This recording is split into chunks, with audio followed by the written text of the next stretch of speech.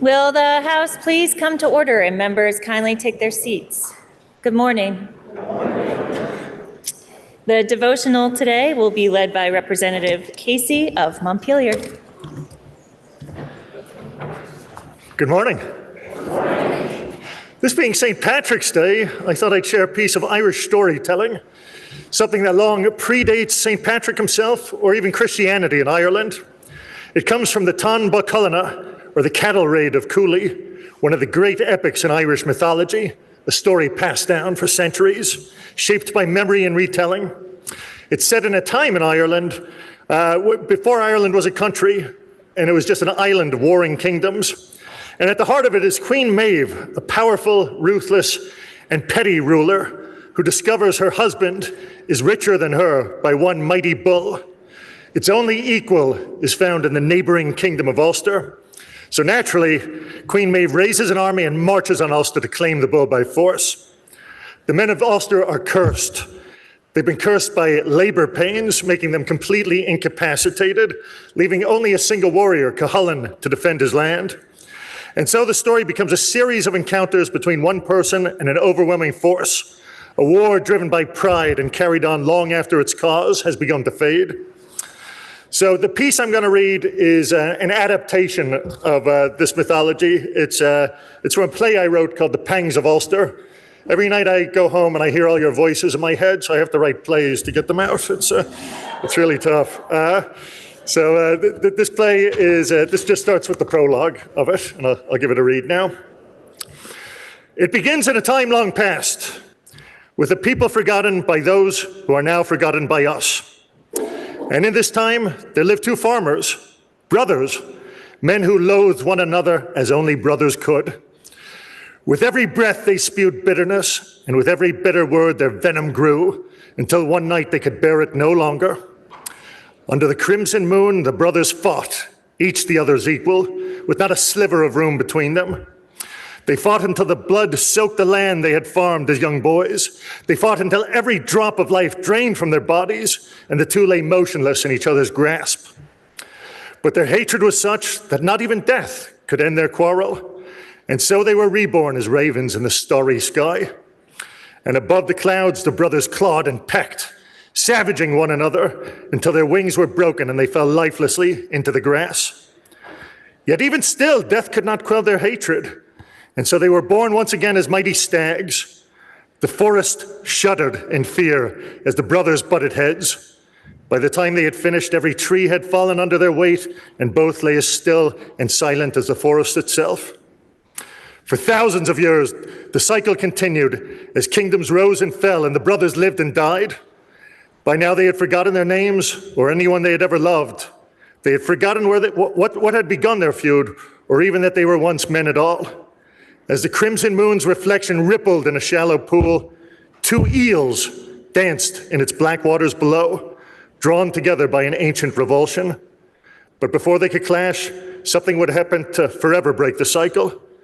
A pair of mighty bulls, the most fearsome bulls in all of Ireland, bent down to quench their thirst.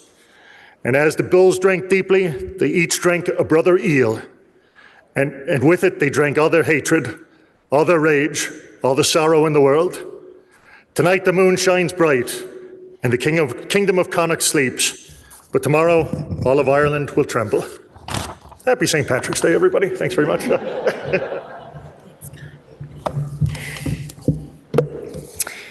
Will you please rise as Paige Madeline Howard of Montpelier leads us in the Pledge of Allegiance. I pledge allegiance to the flag of the United States of America and to the republic for which it stands, one nation, under God, indivisible, with liberty and justice for all.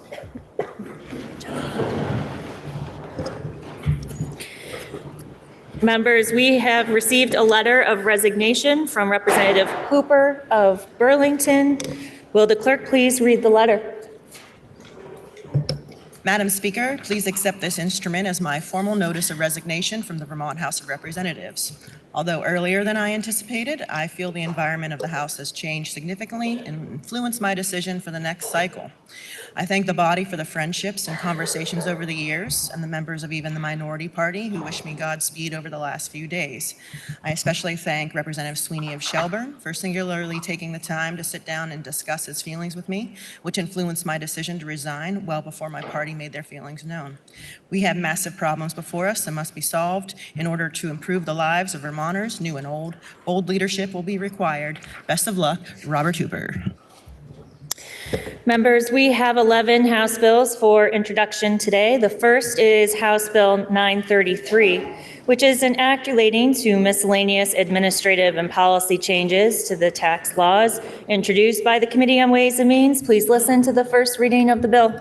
H 933, an act relating to miscellaneous administrative and policy changes to the tax laws. Now the bill has been read the first time, and as a committee bill that carries an appropriation is referred to the Committee on Appropriations pursuant to House Rule 35A. The next is House Bill 934, which is an act relating to the fee for selling hunting licenses, introduced by Representative Harvey of Castleton. Please listen to the first reading of the bill. H 934, an act relating to the fee for selling hunting licenses. Now the bill has been read the first time and is referred to the Committee on Environment. House Bill 935 is an act relating to emergency management, introduced by the Committee on Government Operations and Military Affairs. Please listen to the first reading of the bill. H 935, an act relating to emergency management. Now the bill has been read a first time, and as a committee bill that carries an appropriation is referred to the Committee on Appropriations pursuant to House Rule 35A. House Bill 936 is an act relating to providing an oath option in the affirmation requirements throughout the Vermont statutes annotated, introduced by Representatives Burdett of West Rutland and Harvey of Castleton. Please listen to the first reading of the bill. H 936, an act relating to providing an oath option in affirmation requirements throughout the Vermont statutes annotated. Now the bill has been read the first time and is referred to the Committee on Judiciary. And House Bill 937 is an act relating to miscellaneous judiciary procedures, introduced by the Committee on Judiciary. Please listen to the first reading of the bill. H 937, an act relating to miscellaneous judiciary procedures. Now the bill has been read the first time, and as a committee bill that affects the revenue of the state is referred to the Committee on Ways and Means pursuant to House Rule 35A. House Bill 938 is an act relating to establishing the Vermont Homelessness Response Continuum, introduced by the Committee on Human Services. Please listen to the first reading of the bill. H 938, an act relating to establishing the Vermont Homelessness Response Continuum. Now the bill has been read the first time, and as a committee bill that carries an appropriation is referred to the Committee on Appropriations pursuant to House Rule 35A. Next is House Bill 939, which is an act relating to reducing state paperwork, introduced by Representative Nugent of South Burlington. Please listen to the first reading of the bill. H 939, an act relating to reducing state paperwork. Now the bill has been read the first time and is referred to the Committee on Government Operations and Military Affairs. Next is House Bill 940, which is an act relating to miscellaneous public utility subjects, introduced by the Committee on Energy and Digital Infrastructure. Please listen to the first reading of the bill. H 940, an act relating to miscellaneous public utility subjects. Now the bill has been read the first time, and as a committee bill that carries an appropriation is referred to the Committee on Appropriations pursuant to House Rule 35A. House Bill 941 is an act relating to municipal regulation of agriculture, introduced by the Committee on Agriculture, Food Resiliency, and Forestry. Please listen to the first reading of the bill. H 941, an act relating to municipal regulation of agriculture. Now the bill has been read the first time, and as a committee bill is placed on the calendar for notice on the next legislative day pursuant to House Rule 48. Next is House Bill 942, which is an act relating to miscellaneous agricultural subjects, introduced by the Committee on Agriculture, Food Resiliency, and Forestry. Please listen to the first reading of the bill. H 942, an act relating to miscellaneous agricultural subjects. Now the bill has been read the first time, and as a committee bill is placed on the calendar for notice on the next legislative day pursuant to House Rule 48. And finally, House Bill 943 is an act relating to municipal permitting of ground-mounted solar arrays, introduced by Representative Karis Duncan of Whitingham. Please listen to the first reading of the bill. H 943, an act relating to municipal permitting of ground-mounted solar arrays. Now the bill has been read the first time and is referred to the Committee on Energy and Digital Infrastructure. Members, we also have 5 Senate bills for referral this morning. The first is Senate Bill 173, which is an act relating to vocational rehabilitation introduced by Senator Ron Hinsdale. Please listen to the first reading of the bill. S 173, an act relating to vocational rehabilitation. Now the bill has been read the first time and is referred to the Committee on Commerce and Economic Development. Next is Senate Bill 183, which is an act relating to home improvement and land improvement fraud introduced by Senator Norris. Please listen to the first reading of the bill.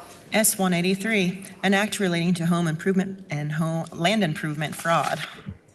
Now the bill has been read the first time and is referred to the Committee on Judiciary. Next is Senate Bill 213, which is an act relating to the use of advanced metering infrastructure devices, introduced by Senators Hardy and Watson. Please listen to the first reading of the bill. S 213, an act relating to the use of advanced metering infrastructure devices. Now the bill has been read the first time and is referred to the Committee on Energy and Digital Infrastructure. Next is Senate Bill 223, which is an act relating to water quality of the waters of Vermont, introduced by Senators Bongartz and Watson. Please listen to the first reading of the bill. S 223, an act relating to water quality of the waters of Vermont. Now the bill has been read the first time and is referred to the Committee on Environment. And finally, Senate Bill 230 is an act relating to fair employment practices, introduced by Senator Perchlik. Please listen to the first reading of the bill. S 230, an act relating to fair employment practices. Now the bill has been read the first time and is referred to the Committee on General and Housing. Members, we have 7 bills on the notice calendar that also require referral to a money committee pursuant to House Rule 35A. We'll start with the 3 that affect the revenue of the state and therefore referred to the Committee on Ways and Means. They are House Bill 211, which is an act relating to data brokers and personal information. House Bill 560, which is an act relating to educational technical products. And House Bill 727, which is an act relating to sustainable data center deployment. Next, the following 4 bills carry an appropriation and therefore are referred to the Committee on Appropriations. They are House Bill 410, which is an act relating to the calculation of recidivism and other criminology measures. House Bill 583, which is an act relating to healthcare financial transactions and clinical decision-making. House Bill 817, which is an act relating to mental health support and substance use disorder prevention in schools. And finally, House Bill 861, which is an act relating to establishing an Americans with Disabilities Act coordinator. Members, we have received 2 House concurrent resolutions that the House and Senate adopted pursuant to the consent calendar. The first is HCR 214, which is a House concurrent resolution celebrating the essential contributions of Irish American patriots in the struggle for our nation's independence. Please listen to the reading of the resolution. Whereas on March 17, 1776, the British ended an 11-month-long siege of Boston, Massachusetts, leaving control of the city to American forces, including General John Sullivan, the son of Irish immigrants, who General George Washington named his officer of the day, and who subsequently served in New Hampshire as governor and as a federal district court judge, and his brother, James Sullivan, later served in Massachusetts as an associate state Supreme Court justice, attorney general, and ultimately as governor. And whereas 8 signers of the Declaration of Independence were Irish Americans, either born in Ireland or in the colonies, namely Thomas McKean, who would later serve as president of the Continental Congress, Charles Carroll, James Smith, George Taylor, Matthew Thornton, Edward Rutledge, Thomas Lynch Jr., and George Reed.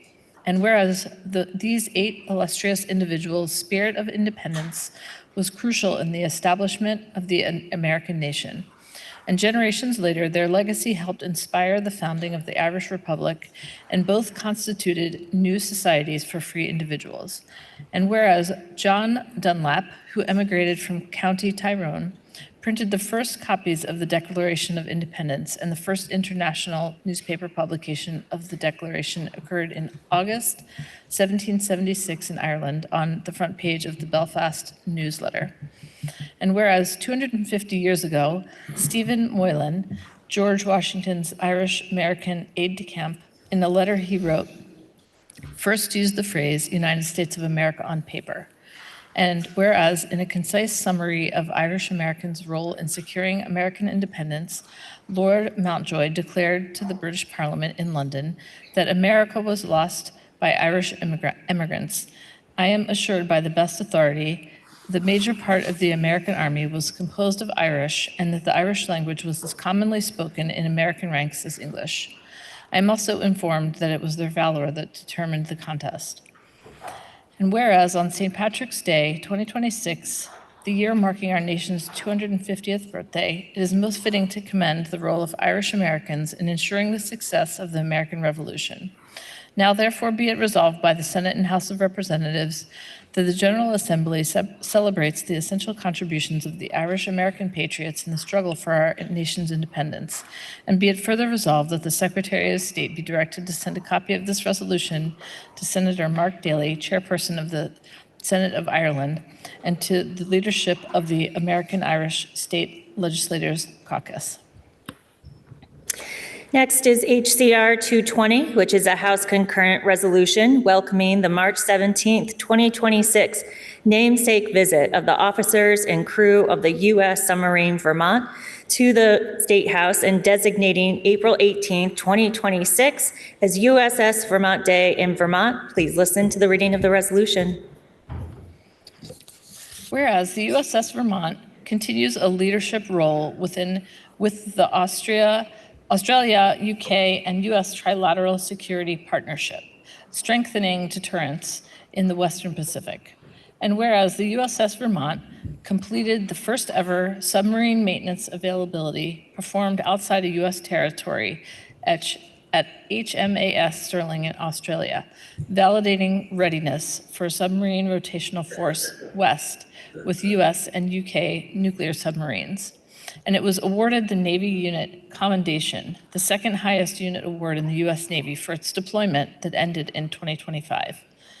And whereas this outstanding U.S. Navy vessel was the first submarine ever to earn Commander Submarine Squadron 1 Alpha Belt awards for the consecutive months. And whereas, in addition to the namesake visit occurring today, March 17th, 2026, there will be a USS Vermont information display at the State House on Friday, April 17th, 2026, and in anticipation of the anniversary of the launch of the USS Vermont on Saturday, April 18th, 2026. And whereas the USS Vermont continues to bring great honor to her namesake state and our nation's heritage of naval excellence. Now, therefore, be it resolved by the Senate and House of Representatives that the General Assembly welcomes the March 17th, 2026 namesake visit of the officers and crew of the USS Vermont to the State House and designates April 18th, 2026 as the USS Vermont Day in Vermont. And be it further resolved that the Secretary of State be directed to present a copy of this resolution to the commanding officer of the USS Vermont, Commander Matthew Lewis, and to the USS Vermont Support Group. Are there any announcements? Member from Milton.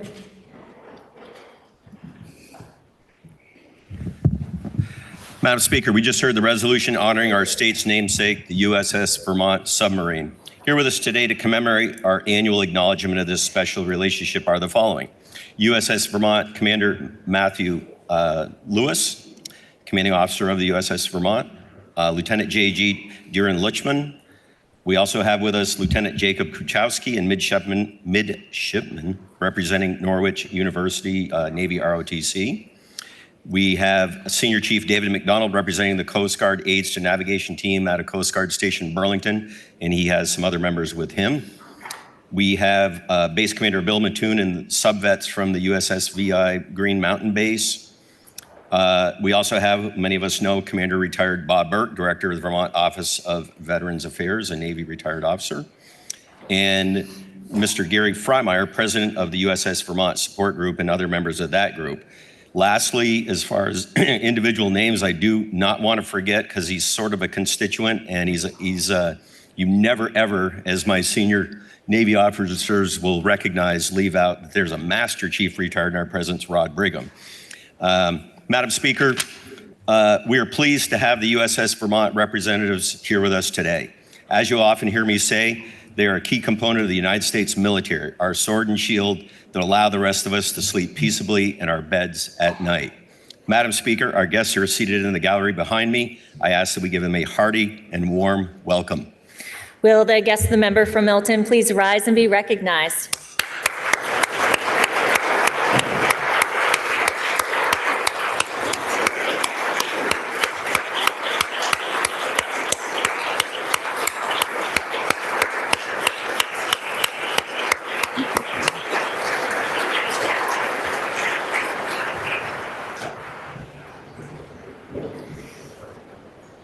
Are there any further announcements? Member from Hyde Park. Madam Speaker, last Friday we had a moment of silence for former Representative Ken A. Harvey. Ken was a friend and a political mentor to me. May I read a brief biography of his life? You may. Ken Harvey grew up in Hyde Park, attended Lamoille Central Academy, and graduated from Lamoille Union High School with the class in 1969. He graduated with a business degree from Champlain College in '71, which launched his successful career. At the age of 20, he established Ken's Mobile in Morrisville, then subsequently Harvey's Citgo in Johnson and Harvey's Mobile in Montpelier. Continued embarked on a successful entrepreneurial career, including K.A. Harvey Manufacturing Housing, County Oil Plumbing and Heating, Sterling View Mobile Home Park, Johnson Mobile Home Park, and Highland Heights, all residential and developments. In addition, he also owned Maple Woods Campground, Eden Gravel Pit, and Harvey's storage units. Despite his many professional commitments, Ken decided to devote his time and energy to the citizens of Hyde Park and Lamoille County as a public service.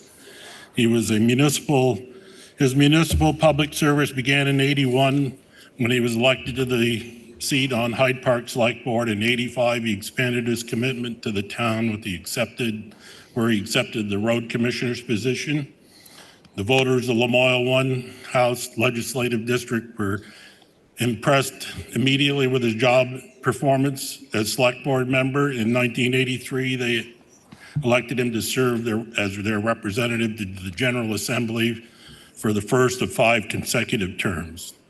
Ken won the trust and respect of his legislative colleagues, regardless of their partisan affiliation. He was appointed to the chair of House Transportation, appointed chair of the House Transportation, where he presided in an honest and fair manner. He voluntarily relinquished his legislative seat, but he continued to serve as the chair of Hyde Park Select Board and as the Hyde Park Road Commissioner. Ken was a founding member of Hyde Park Recreational Field Committee and was instrumental in the development of the town's new athletic facility.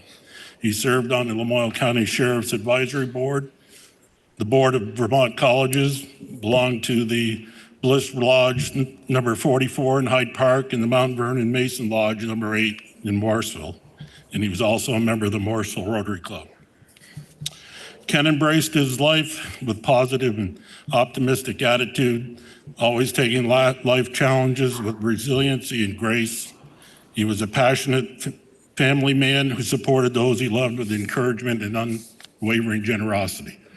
Although he was dedicated to his work, he enjoyed attending pony polls, exploring the back roads of Lamoille County, and winning at the casino. He took pleasure for cooking for his family gatherings, maple sugaring with the guys and gardening. Thank you. Are there any further announcements? Member from Charlotte. Madam Speaker, I don't know anything about basketball, and I have no idea how to run a basketball pool. And it has come to my attention that this is a thing we need to deal with this week. I have several others who are going to help me. They don't know it yet, but they're sitting in this room. I just wanted everyone to know I did not drop the ball. I don't even know if that's a basketball expression or not, but we are going to be doing March Madness. Don't get upset. Do not tell the former member from Chittenden that I neglected to get this organized so far. Nobody does their pools till the last minute anyway, so I think we're going to be all right. Just wanted to let everyone know it's coming. Thank you. Are there any further announcements? Member from Burlington. It's that time of year. Mark your calendars. April 23rd, Legislative Cabaret, Capitol Plaza, 7:30 p.m. More details to come. Member from Cambridge. Madam Speaker, the Rural Caucus will meet tomorrow morning from 8 to 8:45 in room 10 and on Zoom. We'll be joined by Senator Rich Westman and VLCT to discuss local option taxes and transportation. All are welcome. Are there any further announcements? Member from Winooski. It's also that time of year, Madam Speaker, for NAMI walks. Everyone watch your email for an email from me to join the team again of the State House Stigma Stompers to support mental health. Are there any further announcements? Seeing none, orders of the day. Members, we will begin with House Bill 723, which is an act relating to posting of land. It was referred to the Committee on Environment, which recommends that the bill be amended as printed in today's calendar. The member from Randolph, Representative Sakowicz, will speak for the committee. Please listen to the second reading of the bill. H 723, an act relating to posting of land. Member from Randolph.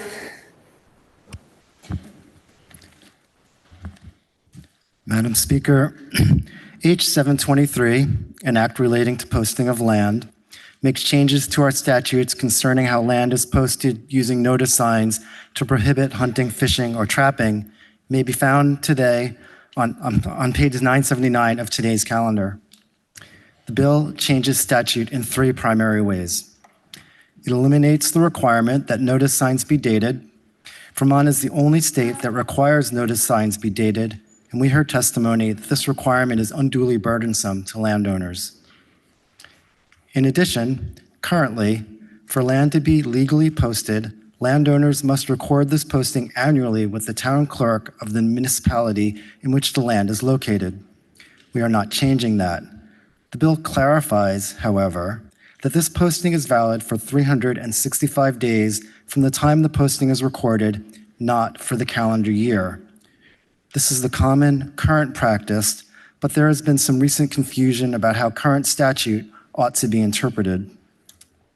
And lastly, the bill also states that land is considered posted in the case that the posting deviates from requirements if that deviation is accidental or unintentional, and that a reasonable person seeing the posting would assume the land is posted.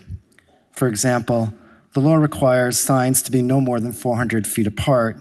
If they were instead 401 feet apart, the land would still be legally posted. The committee heard testimony from Commissioner, Department of Fish and Wildlife, Executive Director, Vermont Traditions Coalition, Treasurer, City of Barre, sponsor of the bill, several landowners, hunters, and farmers, lobbyist, Vermont Federation of Sportsmen's Clubs, town clerk, Town of Huntington, Chief of Operations, Department of Fish and Wildlife, Legislative Council, Office of Legislative Counsel, General Counsel, Department of Fish and Wildlife, and the Chief Warden of the Warden Service Division, Department of Fish and Wildlife. The act takes effect on passage, passed on a vote of 10-0-1. Your Committee on Environment respectfully requests your support of the bill. The question is, shall the bill be amended as recommended by the Committee on Environment? Are you ready for the question? If so, all those in favor, please say aye. All those opposed, please say nay. The ayes appear to have it. The ayes do have it, and you have amended the bill. Now the question is, shall the bill be read a third time? Are you ready for that question? If so, all those in favor, please say aye. All those opposed, please say nay. The ayes appear to have it. The ayes do have it, and third reading is ordered. Members, we have an update on the order of the calendar today. We will take up next House Bill 757, which is an act relating to manufactured homes and limited equity cooperatives, and House Bill 542 will get bumped to the end of the calendar today since the committee is still working on an amendment. With that, we will turn to House Bill 757, which is an act relating to manufactured homes and limited equity cooperatives. The bill was referred to the Committee on General and Housing, which recommends that the bill be amended as printed in today's calendar. The representative from Colchester, Representative Pezzo, will speak for the committee. And affecting the revenue of the state, the bill was then referred to the Committee on Ways and Means, which recommends that the report of the Committee on General and Housing be amended as printed in today's calendar. The member from Berry City, Representative Lazizak, will speak for that committee. Please listen to the second reading of the bill. H 757, an act relating to manufactured homes and limited equity cooperatives. Member from Colchester. Good morning, Madam Speaker. This report is for H 757, an act relating to manufactured homes, limited equity cooperatives. I would like the member from Calais, the chair of your General and Housing Committee, to introduce the concept and the importance of manufactured housing. Then he and I will address the contents of the bill. Madam Speaker, I would ask permission to yield to the member of Calais. The member from Colchester yields to the member from Calais.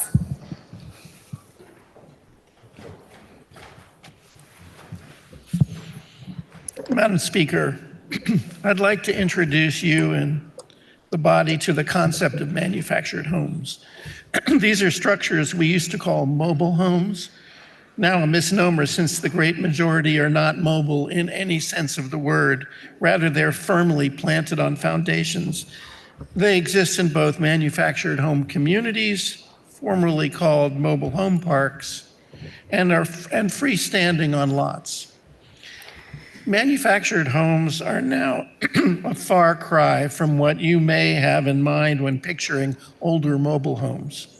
They are now manufactured to a robust standard building code promulgated by the Federal Department of Housing and Urban Development, known as the HUD code. They're well built, they're durable, and appreciate in value at rates similar to stick-built homes.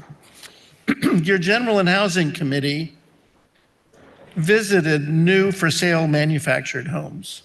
They're frequently built in modules, still popular known as single wides and double wides. We toured, for example, a 3-bedroom double wide with insulated walls, double pane windows, a wallboard interior, higher end appliances, a mudroom with a washer and dryer, and modern energy efficient heating and cooling. This high-end model, when planted on a foundation and hooked up to utilities, would cost less than $225,000. We saw a 2-bedroom single wide that would cost approximately $175,000 sited. And used single wides often cost well under $100,000. These are excellent, durable structures priced for first-time buyers. We in Vermont, Madam Speaker, we all know, face a housing crisis. There isn't enough of it, and what there is costs too much. Manufactured houses are of great importance because in the current market, they are the only form of housing in Vermont that is affordable to the average Vermonter without an outside subsidy. Given the limited funds we have for such subsidies, it is of supreme importance that we make it easier to buy and sell such homes, to finance their purchase, and to locate them. That is the purpose of H 757. Madam Speaker, I'd like now to yield back to the member from Colchester. The member from Calais yields to the member from Colchester. Manufactured homes are occupied by working-class families, older adults, people with ability issues, young families with children, widows and widowers, retirees who are downsizing or whose incomes no longer support their previous housing, and individuals living on fixed incomes. Most households fall into low to moderate income affordability levels, and often do so with little, if any, reliance on state subsidies. Over the past decade, many manufactured home communities have transitioned to owner-occupied limited equity cooperatives known as LECs. In this model, residents collectively own the land through a cooperative or nonprofit entity, while also owning their individual homes, paying local and state property taxes on their homes, and contributing the share costs of maintaining the community, often referred to as lot rents. These communities are not profit-driven. Each household holds a membership share in the cooperative and has an equal voice in the cooperative's governance. These communities are democratically managed by a resident-elected board of directors.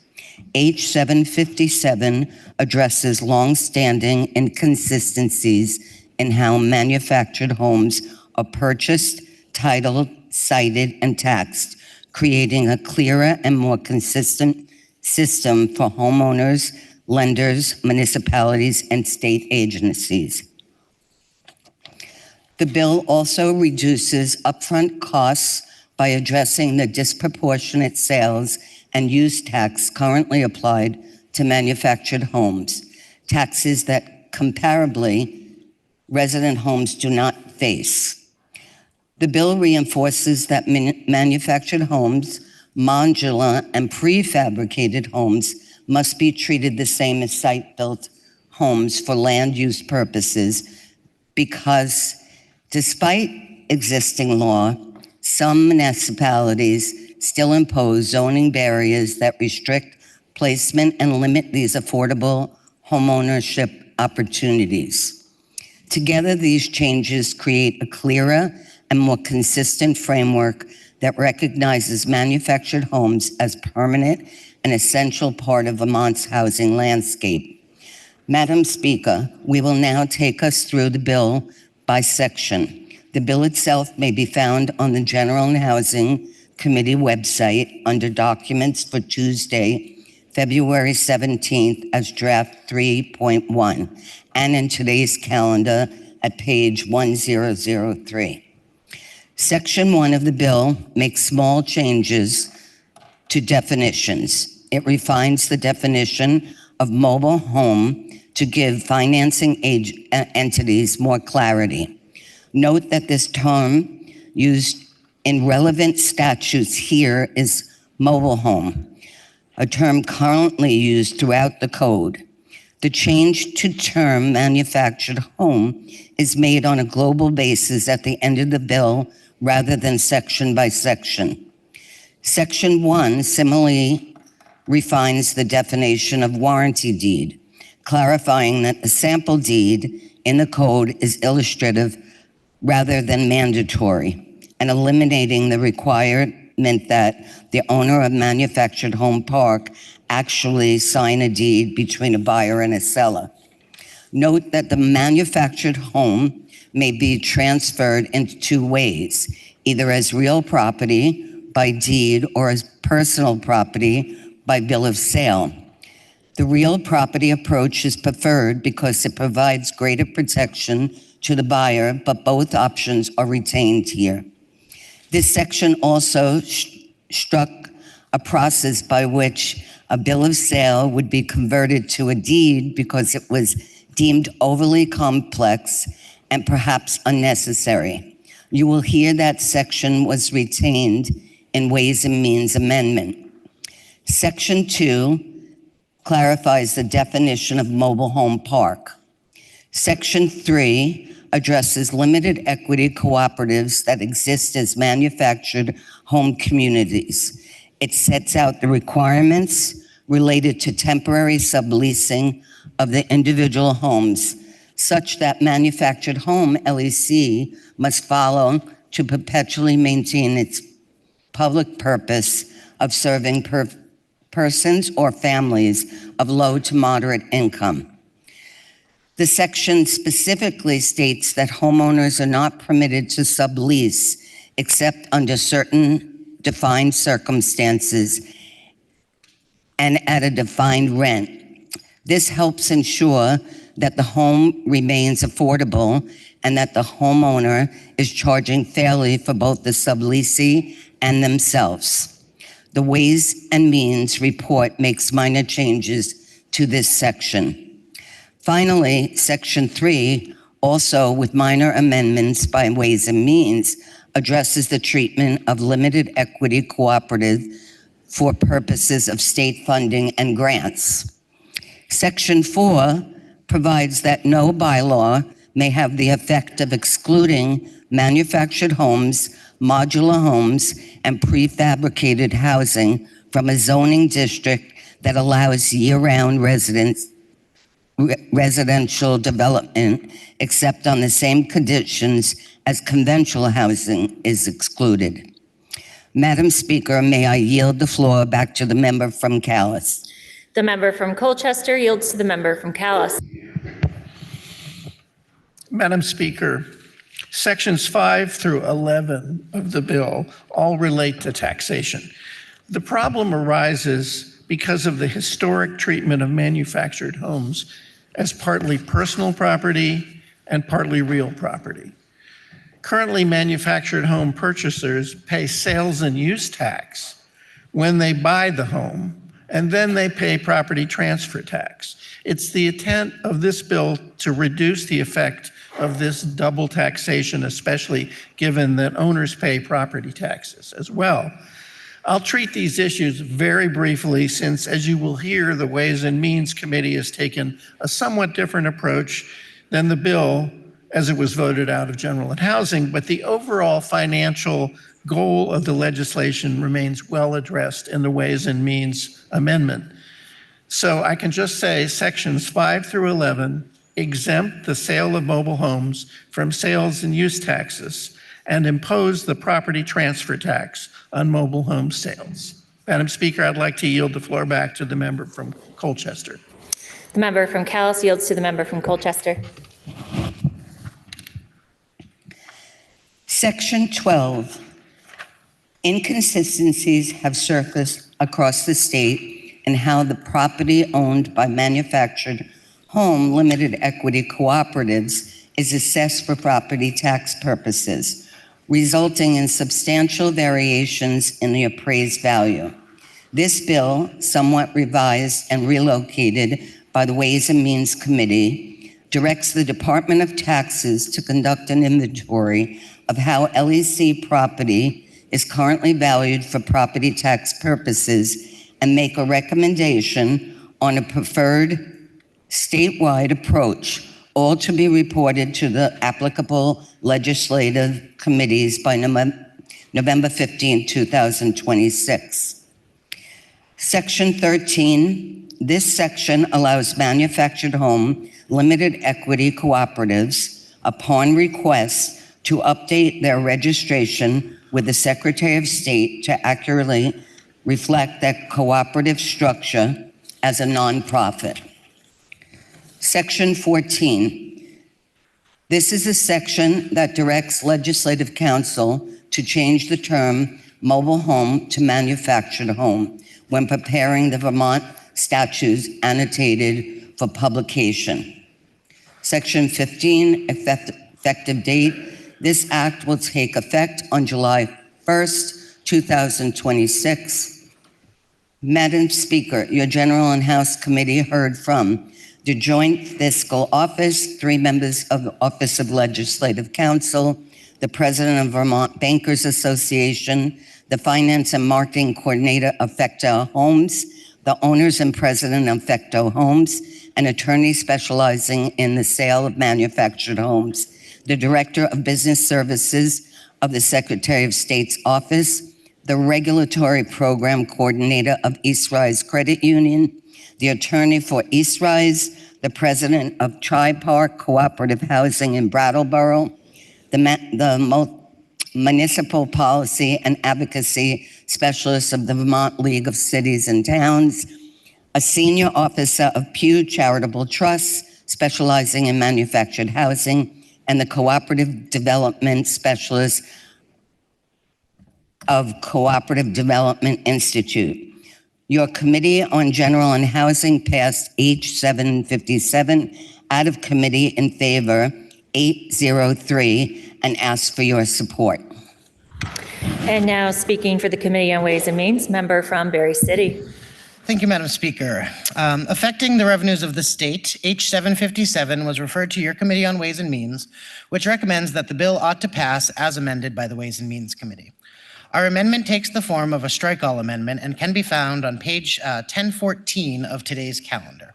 The fiscal note can be found on our webpage, and members should look for draft 2.2 of the fiscal note. I want to start by thanking the House General and Housing Committee for their work on this important sector of our housing stock, and we share their goals: to simplify and reduce transaction costs in manufactured home purchases, to avoid double taxation, and to support the availability of the most affordable kind of housing that is available for Vermonters. Your Ways and Means Committee worked to balance supporting opportunity while maintaining consistency in our tax code. As this is a strike-all amendment, I will only speak to those portions of the bill which our committee made changes to. The first change we made is in Section 1, pages 3 and 5, which was to require all warranty and quitclaim deeds to be substantially in the forms as laid out in the bill to ensure consistency in deed documentation. The next change our committee made was to restore 9 VSA Chapter 72, subsection 2605. This language, as the member from Colchester spoke to, allows manufactured homeowners to transfer their bill of sale to a deed. As we want to encourage folks to hold manufactured homes as real property, we restored this language. However, as we were just reverting language back to current law, the language itself does not appear in our amendment. The third changes come in Section 3 concerning the tax treatment of limited equity cooperatives, LECs. The effect of this language is the same as passed from the House General and Housing Committee, which is to allow the LECs to take advantage of state grant programmings.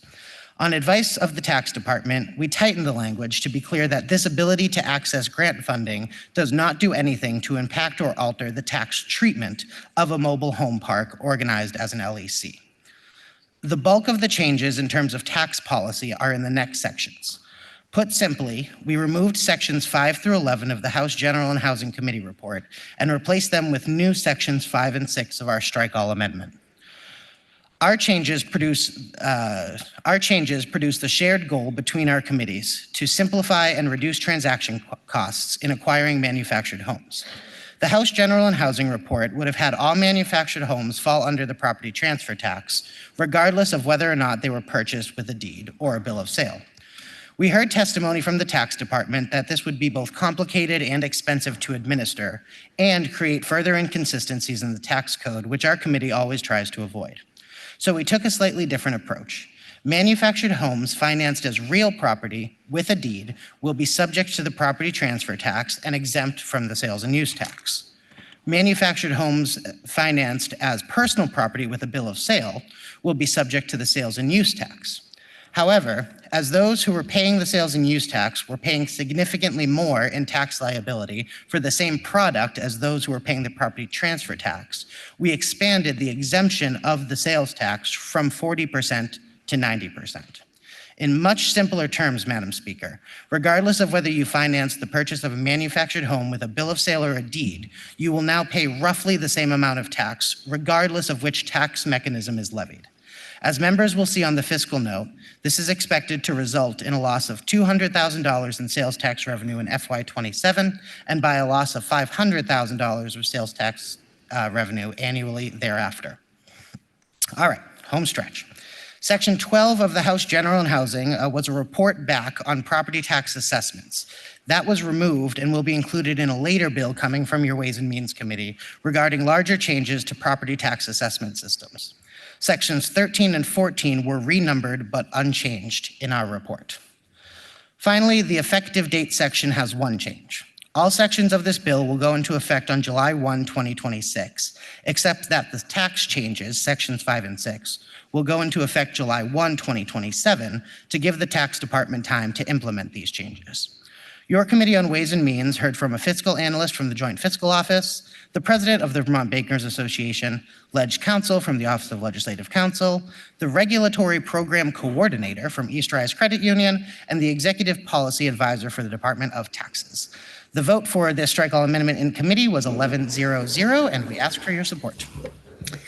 And now member from Colchester. Madam Speaker, the General and House Committee thanks the Ways and Means Committee for its hard work on this complex task. We reviewed the Ways and Means amendment and found it favorable by a straw poll of 10-0-1. The question is, shall the report of the Committee on General and Housing be amended as recommended by the Committee on Ways and Means? Member from Berry City. One quick correction, Madam Speaker. The effective date for the tax changes shall take effect January 1, 2027, not July 1. Are you ready for the question? If so, all those in favor, please say aye. Aye. All those opposed, please say nay. The ayes appear to have it. The ayes do have it, and you have amended the report of the Committee on General and Housing. Now the question is, shall the bill be amended as recommended by the Committee on General and Housing as amended? Are you ready for the question? If so, all those in favor, please say aye. Aye. All those opposed, please say nay. The ayes appear to have it. The ayes do have it, and you have amended the bill. Now the question is, shall the bill be read a third time? Are you ready for that question? If so, all those in favor, please say aye. Aye. All those opposed, please say nay. The ayes appear to have it. The ayes do have it, and third reading is ordered. Up next is House Bill 549, which is an act relating to eligibility of detainees to obtain a state-issued driver identification card. Please listen to the third reading of the bill. H 549, an act relating to eligibility of detainees to obtain a state-issued non-driver identification card. The question is, shall the bill pass? Are you ready for the question? If so, all those in favor, please say aye. Aye. All those opposed, please say nay. The ayes appear to have it. The ayes do have it, and you have passed the bill. Next is House Bill 588, which is an act relating to professions and occupations regulated by the Office of Professional Regulation. Please listen to the third reading of the bill. H 588, an act relating to professions and occupations regulated by the Office of Professional Regulation. The question is, shall the bill pass? Are you ready for the question? If so, all those in favor, please say aye. Aye. All those opposed, please say nay. The ayes appear to have it. The ayes do have it, and you have passed the bill. Now we'll turn to House Bill 674, which is an act relating to the creation of the Vermont Sister State Program. Please listen to the third reading of the bill. H 674, an act relating to the creation of the Vermont Sister State Program. The question is, shall the bill pass? Are you ready for the question? Member from Coventry. Thank you, Madam Speaker. I just want to give some information about the Sister State program and about what we do currently for economic development outside the state of Vermont, outside the United States. So currently, we fund a trade office in Montreal, which has been helping us bring businesses down to Vermont and also helping Vermont businesses to interact with our Canadian neighbors as well. But that's all we have. I know that the international office goes from time to time to other countries and discusses economic development. But the Sister State program would really give us an opportunity to understand what might be out there for economic development, reciprocal business dealings with Vermont businesses, and also bringing other businesses from around the country, around the world into Vermont at a very cheap cost. I think we heard on Friday that up to $25,000 would be expended. I think that's probably closer to $2,000. Currently, we're spending $75,000 a year on an office in Montreal. So I think that I think the trade-off is pretty good. The amount of small amount of money that we would spend on the Sister State program to bring economic development for Vermont businesses and vice versa, bringing more business into Vermont. Also, there's another component to this, and that's looking at the cultural relationships that we can develop with other countries, and also how we can help impact those other countries that we may have a sister state agreement with. I'll take Senegal, for example. We heard from the Adjutant General that they already have an agreement with Senegal, but they've also helped arrange for agricultural practices that we have in Vermont to share them with Senegal. And so those are the kind of things that we can also do, is to help other countries with better technology, providing better technology, better ways of either manufacturing or agriculture, many other things. So I think that the sister state will, I think in the years to come, we'll see is producing good economic development and good practices in trade and in technology transfers, and also in the arts. And so I hope that everyone will support this. The question is, shall the bill pass? Are you ready for the question? If so, all those in favor, please say aye. Aye. All those opposed, please say nay. The ayes appear to have it. The ayes do have it, and you have passed the bill. Up next is House Bill 762, which is an act relating to the County and Regional Governance Study Committee. Please listen to the third reading of the bill. H 762, an act relating to the County and Regional Governance Study Committee.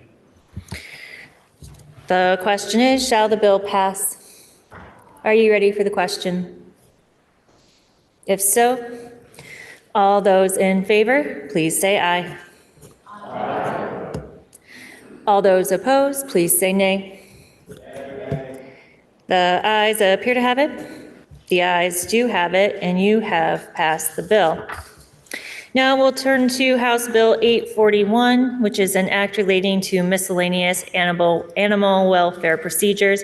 Prior to third reading, the member from Heartland, Representative Bartholomew, and the member from Derby, Representative Nelson, offer an amendment to the bill that the first assistant clerk emailed to members at 9:28 today.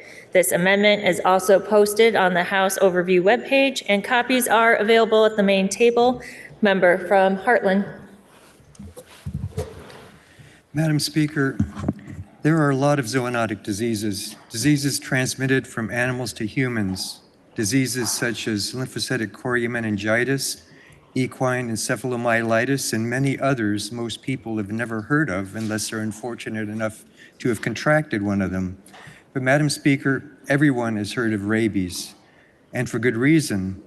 The World Health Organization reports that globally, rabies causes tens of thousands of deaths annually. The Centers for Disease Control reports that each year there are around 4,000 reported cases of rabies in animals in the United States. 1.4 million Americans receive health care for possible rabies exposure. 100,000 receive post-exposure prophylactic treatment.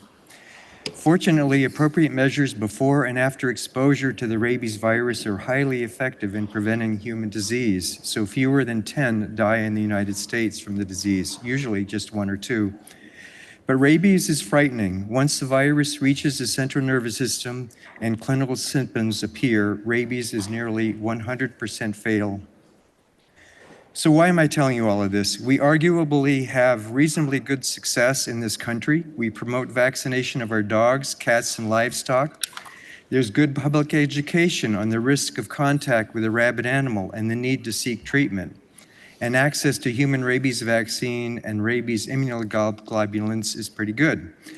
But all mammals are susceptible to rabies with the possible exception of rodents. We need to be very careful when we consider changes to how we manage rabies vaccination in animals. As a veterinarian myself, I generally support H841 in its goal to develop a certified rabies vaccinator program. Any program that results in a higher rate of effective vaccination of our pets must be a good thing. However, after the bill presentation on Friday, the member from Derby and I were concerned that there might not be enough veterinary input mandated in the development of the program. Veterinarians generally are the individuals who oversee our animal vaccination efforts, both in domestic animals and wildlife, and we receive significant training in public health and epidemiology. The bill appropriately includes a section on training. Administering a vaccine is not a particularly difficult process if you give the injection in the right place and actually get the vaccine into the animal. But this is not so easy with an aggressive or frightened dog or a dog with very thick fur. It's also critical that the vaccine is properly stored or it becomes useless. Issuing rabies certificates and record keeping is also critically important. All of this must be addressed to create an effective certified rabies vaccinator program. In developing the program, the bill as presented says the Director of Animal Welfare shall consult with Vermont veterinarians. This is not specific enough.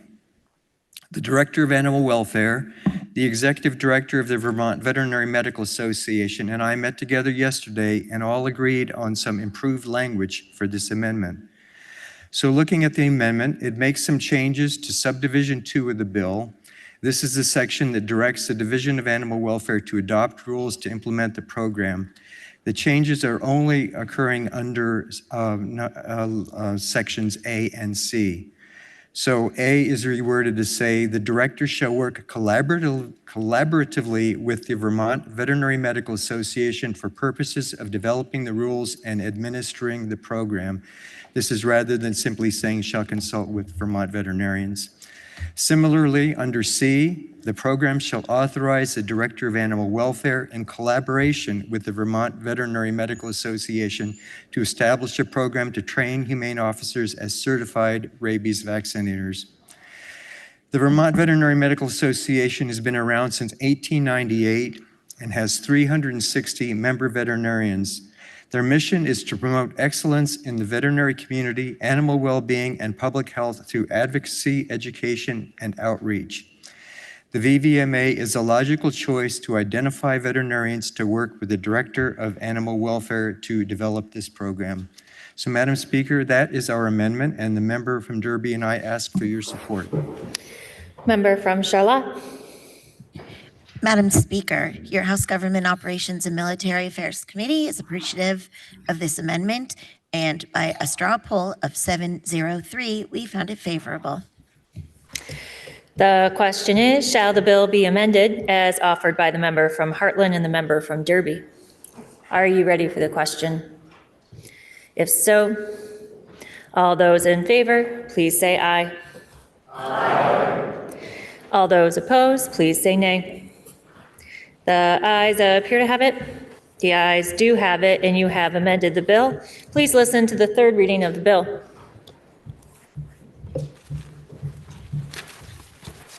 H 841, an act relating to miscellaneous animal welfare procedures. The question is, shall the bill pass? Are you ready for the question? Member from West Rutland? Okay. Are you ready for the question? If so, all those in favor, please say aye. All those opposed, please say nay. The ayes appear to have it. The ayes do have it, and you have passed the bill. Now we will take up House Bill 927, which is an act relating to technical corrections for the 2026 legislative session. The bill was introduced by the Committee on Government Operations and Military Affairs. The member from Cavendish, Representative Coffin, will speak for the committee. Please listen to the second reading of the bill. H 927, an act relating to technical corrections for the 2026 legislative session. Member from Cavendish. Thank you, Madam Speaker. H 927 is the 2026 Technical Corrections Bill.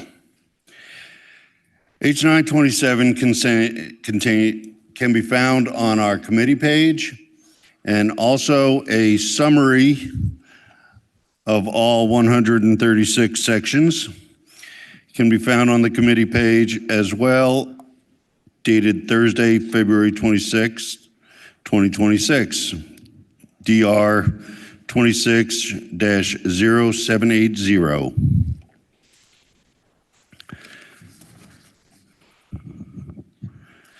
So H 972 contains 136 sections. Some of that contain chapter amendments, which themselves contain amendments to many statutes. There are proposed amendments in 18 of the 33 different titles of Vermont statutes annotated. Those specific titles are Title II, Legislature, Title III, Executive Officers, Title IV, Judiciary, and Title V, Aeronautics and Surface Transportation, Title VI, Agriculture, Title VII, Alcoholic Beverages, Cannabis and Tobacco, Title VIII, Banking and Insurance, Title IX, Commerce and Trade, Title IXA, Uniform Commercial Code, Title X, Conservation and Development, Title XI, Corporations, Partnerships and Associations, Title XVI, Education, Title XVII, Elections, Title 20, Internal Security and Public Safety, Title 21, Labor, Title 23, Motor Vehicles, Title 28, Public Institutions and Corrections, Title 32, Taxation and Finance, Title 33, Human Services.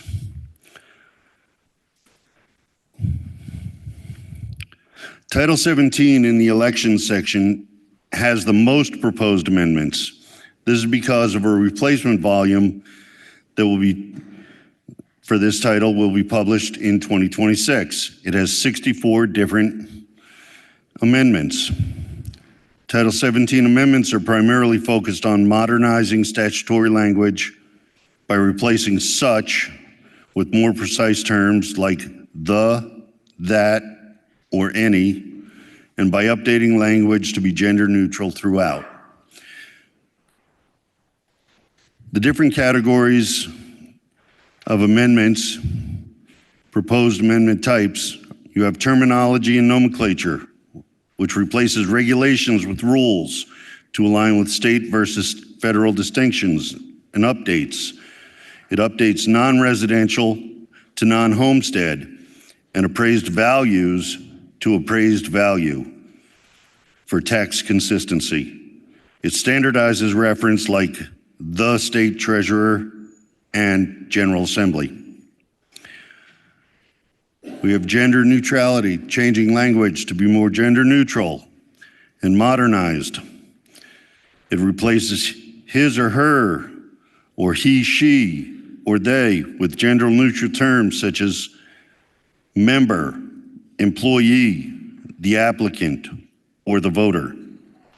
It updates terminology for the developmental disabilities. Cross-reference and statutory updates.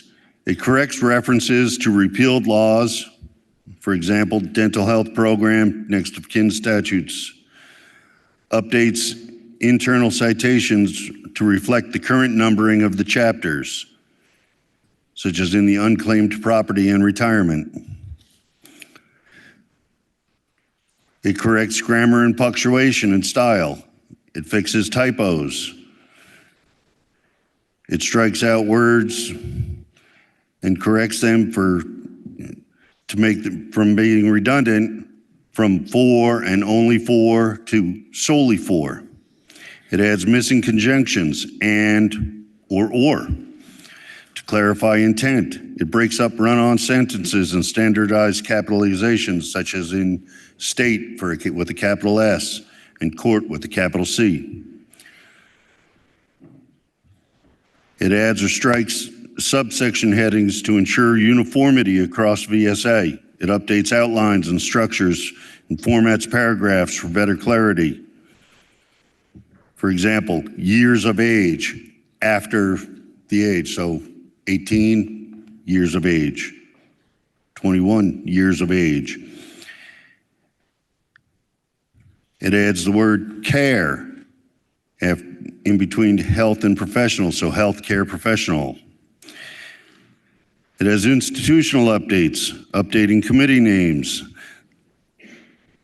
For example, House Committee on Energy and Digital Infrastructures, and agency names replacing Natural Resources Board with Land Use Review Board to reflect current administrative structures. It corrects errors and omissions, inserting statutory language that was previously passed but erroneously omitted from codification. It corrects specific dates, such as in 3 VSA 531, it adds the year 2023. In 3 VSA 2511, it adds July 1st, 1994. These are all technical corrections to make our laws and statutes clearer to the public, clearer to everyone reading them. It passed out of our committee with a vote of 803, and we ask you for your support. And now the member from Manchester, Representative James, offers an amendment to the bill that is printed in today's calendar. Member from Manchester. Thank you, Madam Speaker. In the House Energy and Digital Infrastructure Committee, we spent a little bit of time before crossover taking a look at the composition and duties of the Joint Carbon Emissions Reduction Committee. And we talked about passing out our own small bill that would tinker with some of this language. And in the end, that effort didn't make the crossover deadline. But when we noticed that our colleagues on GovOps were adding our own committee to the statutory language, I saw an opportunity to offer an amendment that would add something that we felt in our committee discussions was important, which is to require that not all appointees in the House and not all appointees in the Senate be from the same political party. So this is actually a fairly common approach in a lot of our statutory language of our permanent joint legislative bodies. There are 10 of them that are created by statute. 6 of them already contain specific language requiring this diversity. 2 more are composed entirely of chairs, which brings kind of a de facto diversity. And so joint carbon emissions is a bit of an outlier. And I'm happy to be able to offer this amendment, and I hope for the body's support. Member from Cavendish. Thank you, Madam Speaker. Your House Committee on Government Operations and Military Affairs would like to thank the member for presenting their amendment. We heard it. Appreciate the work they've done. And we have found it favorable, 703, and would ask for the body's support. The question is, shall the bill be amended as offered by the member from Manchester? Are you ready for the question? If so, all those in favor, please say aye. Aye. All those opposed, please say nay. The ayes appear to have it. The ayes do have it, and you have amended the bill. Now the question is, shall the bill be read a third time? Are you ready for that question? If so, all those in favor, please say aye. Aye. All those opposed, please say nay. The ayes appear to have it. The ayes do have it, and third reading is ordered. Now we'll take up House Bill 385, which is an act relating to remedies and protections for victims of coerced debt. The bill was referred to the Committee on Commerce and Economic Development, which recommends that the bill be amended as printed in today's calendar. The member from Jericho, Representative Granning, will speak for the committee. Please listen to the second reading of the bill. H 385, an act relating to remedies and protections for victims of coerced debt. Member from Jericho. Madam Speaker, I'm proud to report H 385, a bill that provides protections for victims of coerced debt and gives our banking institutions an additional tool to support their clients in protecting their accounts. This legislation is the product of careful work. Following Act 23, which was signed into law in May of last year, the Department of Financial Regulation convened 2 study committees, and each produced a detailed report, one detailing coerced debt and the other regarding transaction holds. Throughout this session, we have continued to work closely with Vermont's lending institutions, attorneys, and advocates to craft this thoughtful legislation. Coerced debt is a form of financial abuse used to control survivors and to prevent them from seeking safety or independence. It occurs when an abusive partner, trafficker, or caregiver uses force, threats, or fraud to open credit cards, take out loans, or rack up charges in someone else's name. H 385 recognizes a simple but critical principle. Debt created through abuse is not legitimate debt, and survivors should not be forced to carry it for the rest of their lives. 7 states, including Texas, New York, Minnesota, Illinois, and Maine, have already passed coerced debt provisions. Following their lead, H 385 establishes clear standards and a fair process. It includes safeguards against misuse by both debtors and creditors. Madam Speaker, you can find the bill at the bottom of page 982 of today's House calendar. Section 1. The bill begins by setting out several key definitions. First, the bill describes several types of documents that may be used to support a victim's claim of coerced debt. These types of adequate documentation include a report filed with law enforcement detailing the coerced debt, a court order finding the debt was coerced, and a sworn certification from a qualified third-party professional, which is defined later in the bill. Coerced debt is defined to include both secured and unsecured debt incurred as a result of domestic abuse, child abuse, trafficking, or elder abuse. Coerced debt occurs when a perpetrator uses a victim's personal information without their knowledge, or when they force, threaten, intimidate, or otherwise pressure a victim to incur the debt. For secured debt, such as a vehicle loan, the bill preserves the creditor's right to repossess collateral. Mortgages and commercial loans are excluded from the definition of coerced debt. The bill defines creditor to include any person or entity that owns or collects a debt. The bill also defines debtor. In this context, the debtor is the person who owes coerced debt and who is a survivor of domestic abuse, child abuse, human trafficking, or abuse, neglect, or exploitation of a vulnerable adult. A qualified third-party professional includes individuals with specific licensure or training, such as law enforcement officers, attorneys, healthcare providers, and crisis workers who routinely work with victims of abuse. The bill includes a template for the sworn certification provided by these professionals. Finally, the bill includes a statement of coerced debt.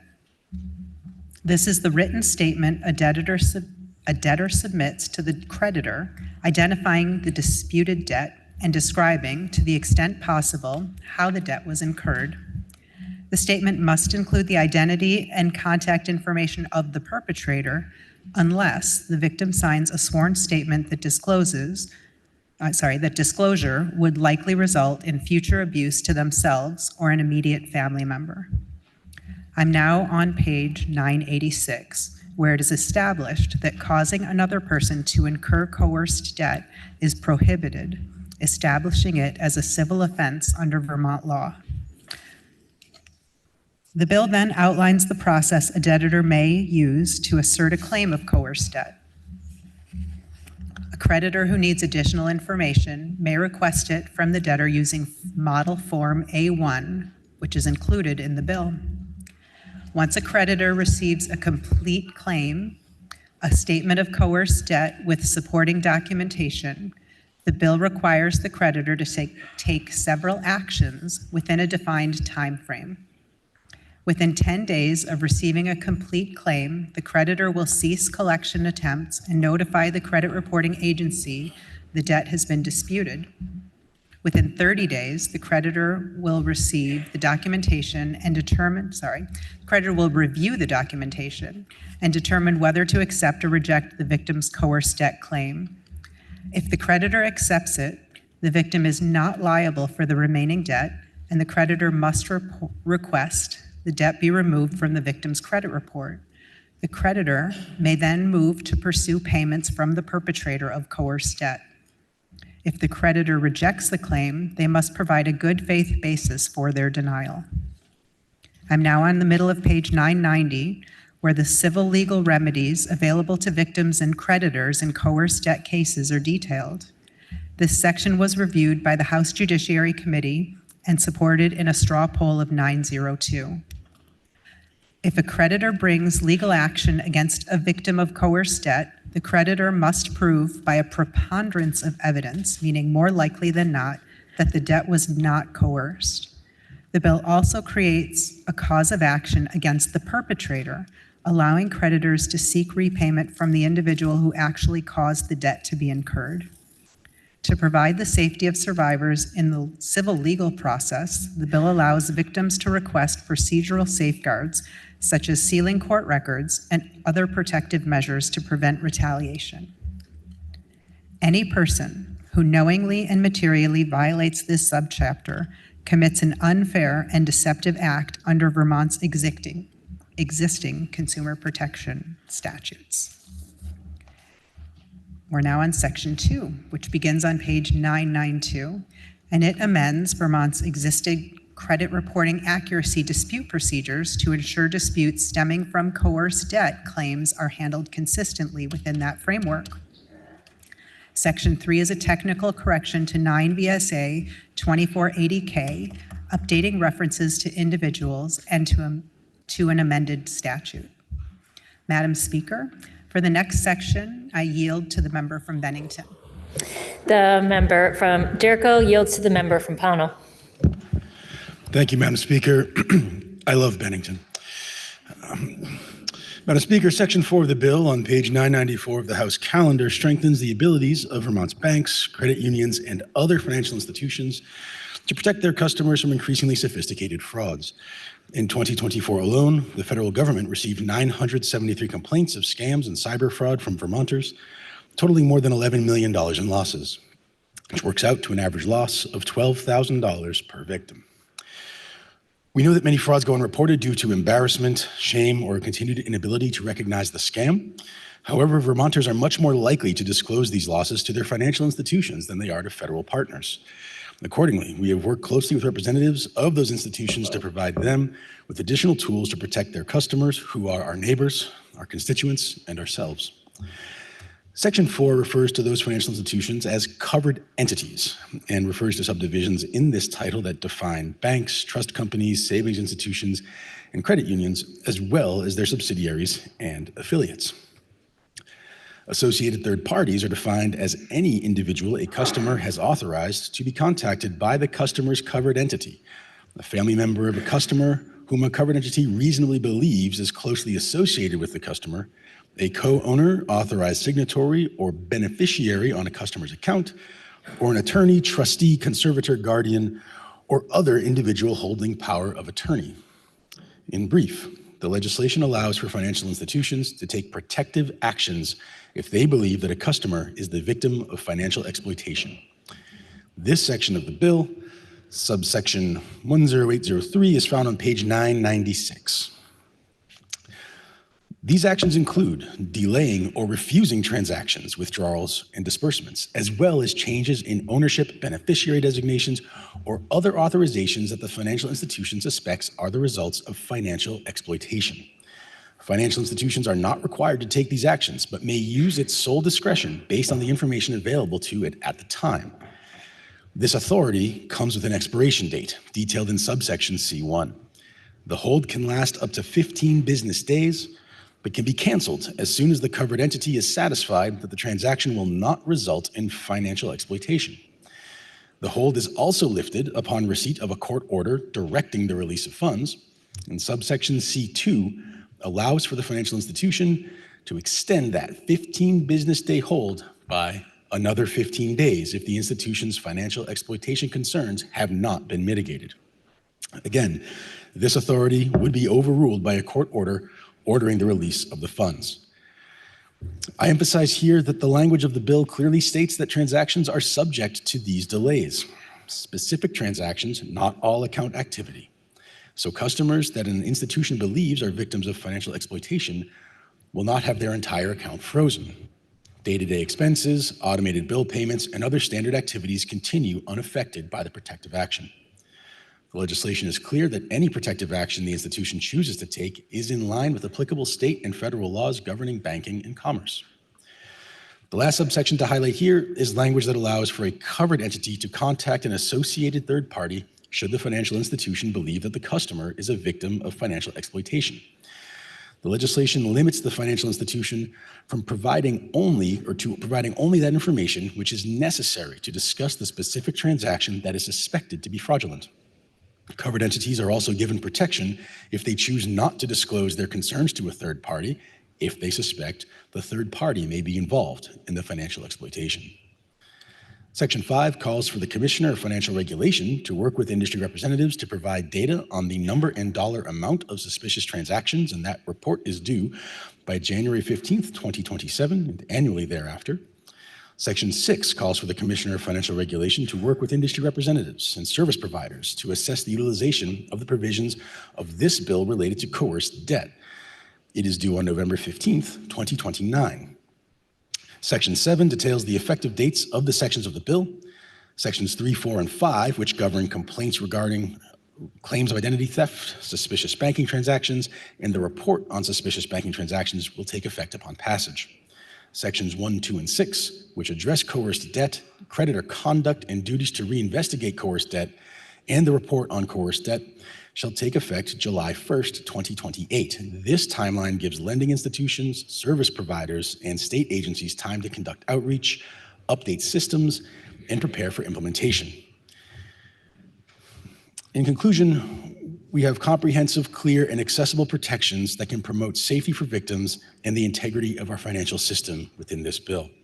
The committee heard from a broad range of stakeholders, including the president of the Association of Vermont Credit Unions, the president of the Vermont Bankers Association, the VRP project director from Vermont Legal Aid, the staff attorney at Vermont Legal Aid, the senior attorney of the National Consumer Law Center, a lobbyist with the Vermont Automotive Distributors Association, the director of Consumer Assistance Program at the Vermont Attorney General's Office, the director of Policy and Legislative Affairs at the Attorney General's Office, the deputy commissioner of banking with the Department of Financial Regulation, the director of policy at the Department of Financial Regulation, the director of policy with the Vermont Network Against Domestic and Sexual Violence, a representative from the House Committee on Judiciary, the Associate State Director, Advocacy and Outreach with AARP Vermont, the owner of the Central Vermont Auto Mart, a Vermonter with lived experience of coerced debt, Legislative Counsel from the Office of Legislative Counsel.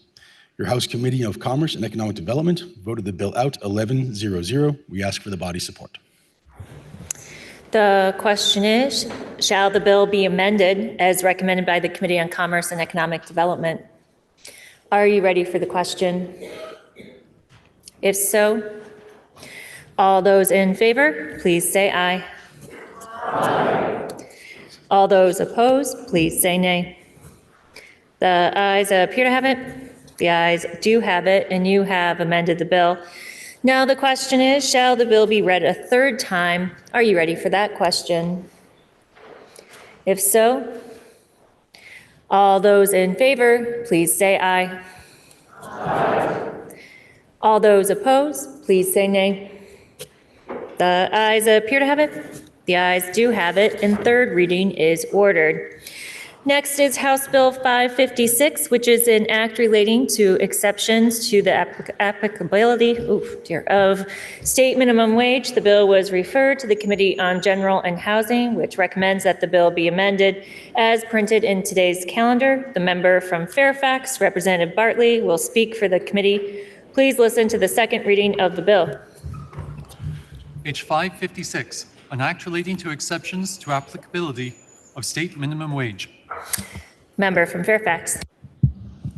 Thank you, Madam Speaker.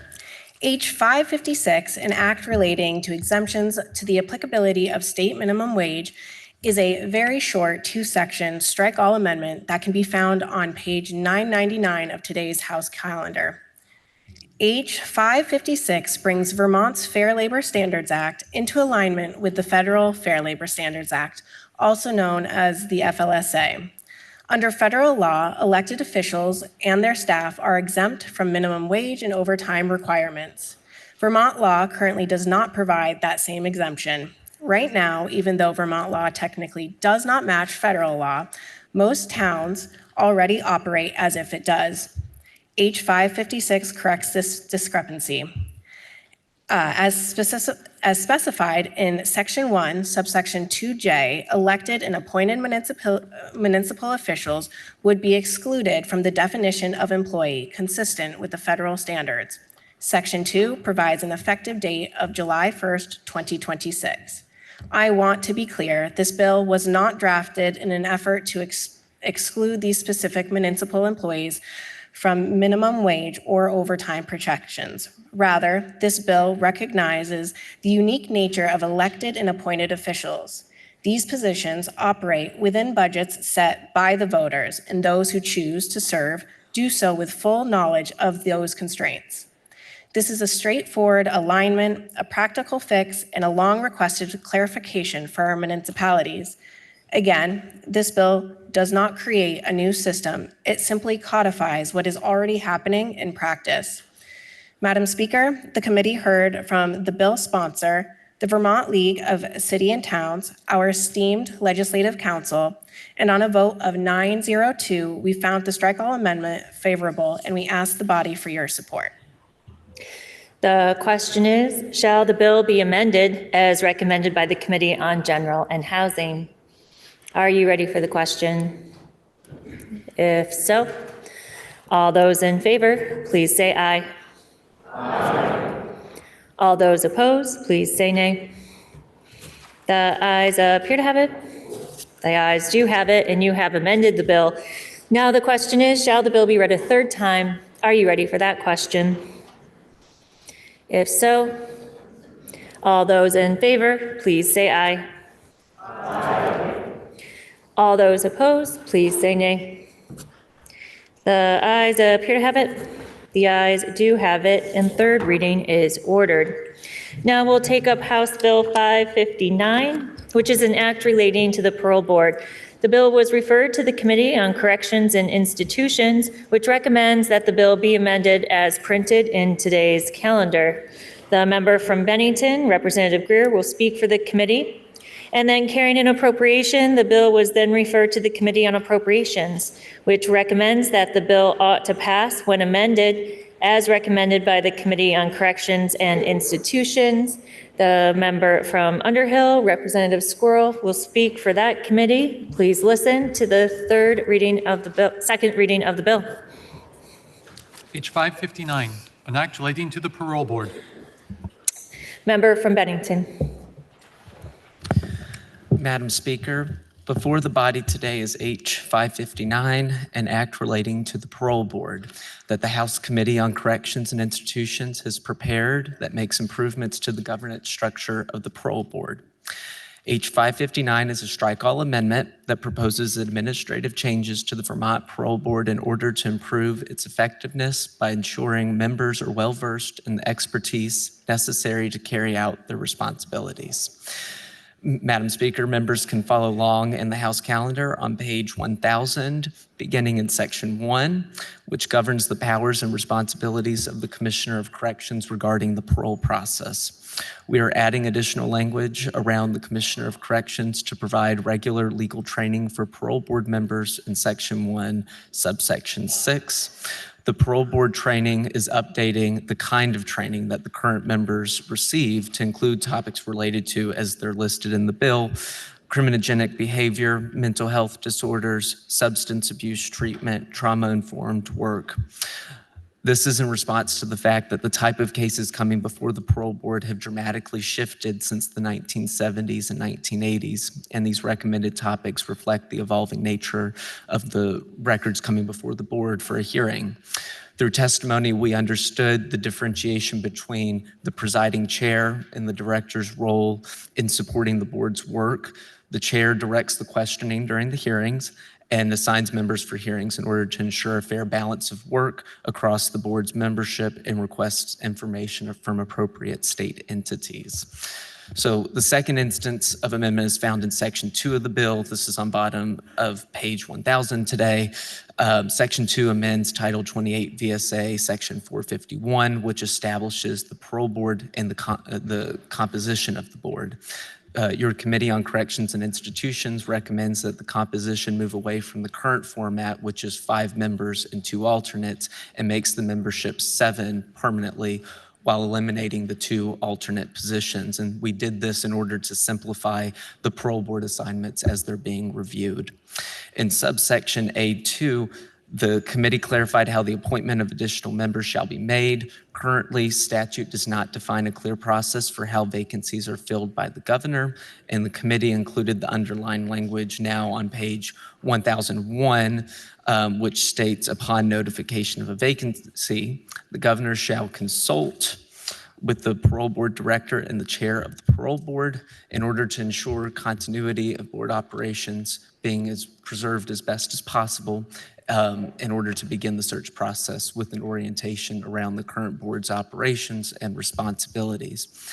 Your committee also amended language regarding areas of expertise or knowledge sets to look at when making an appointment in order to best reflect, again, that current portfolio that we're seeing of parole cases, which has evolved from the original landscape when statute was added in the 1970s.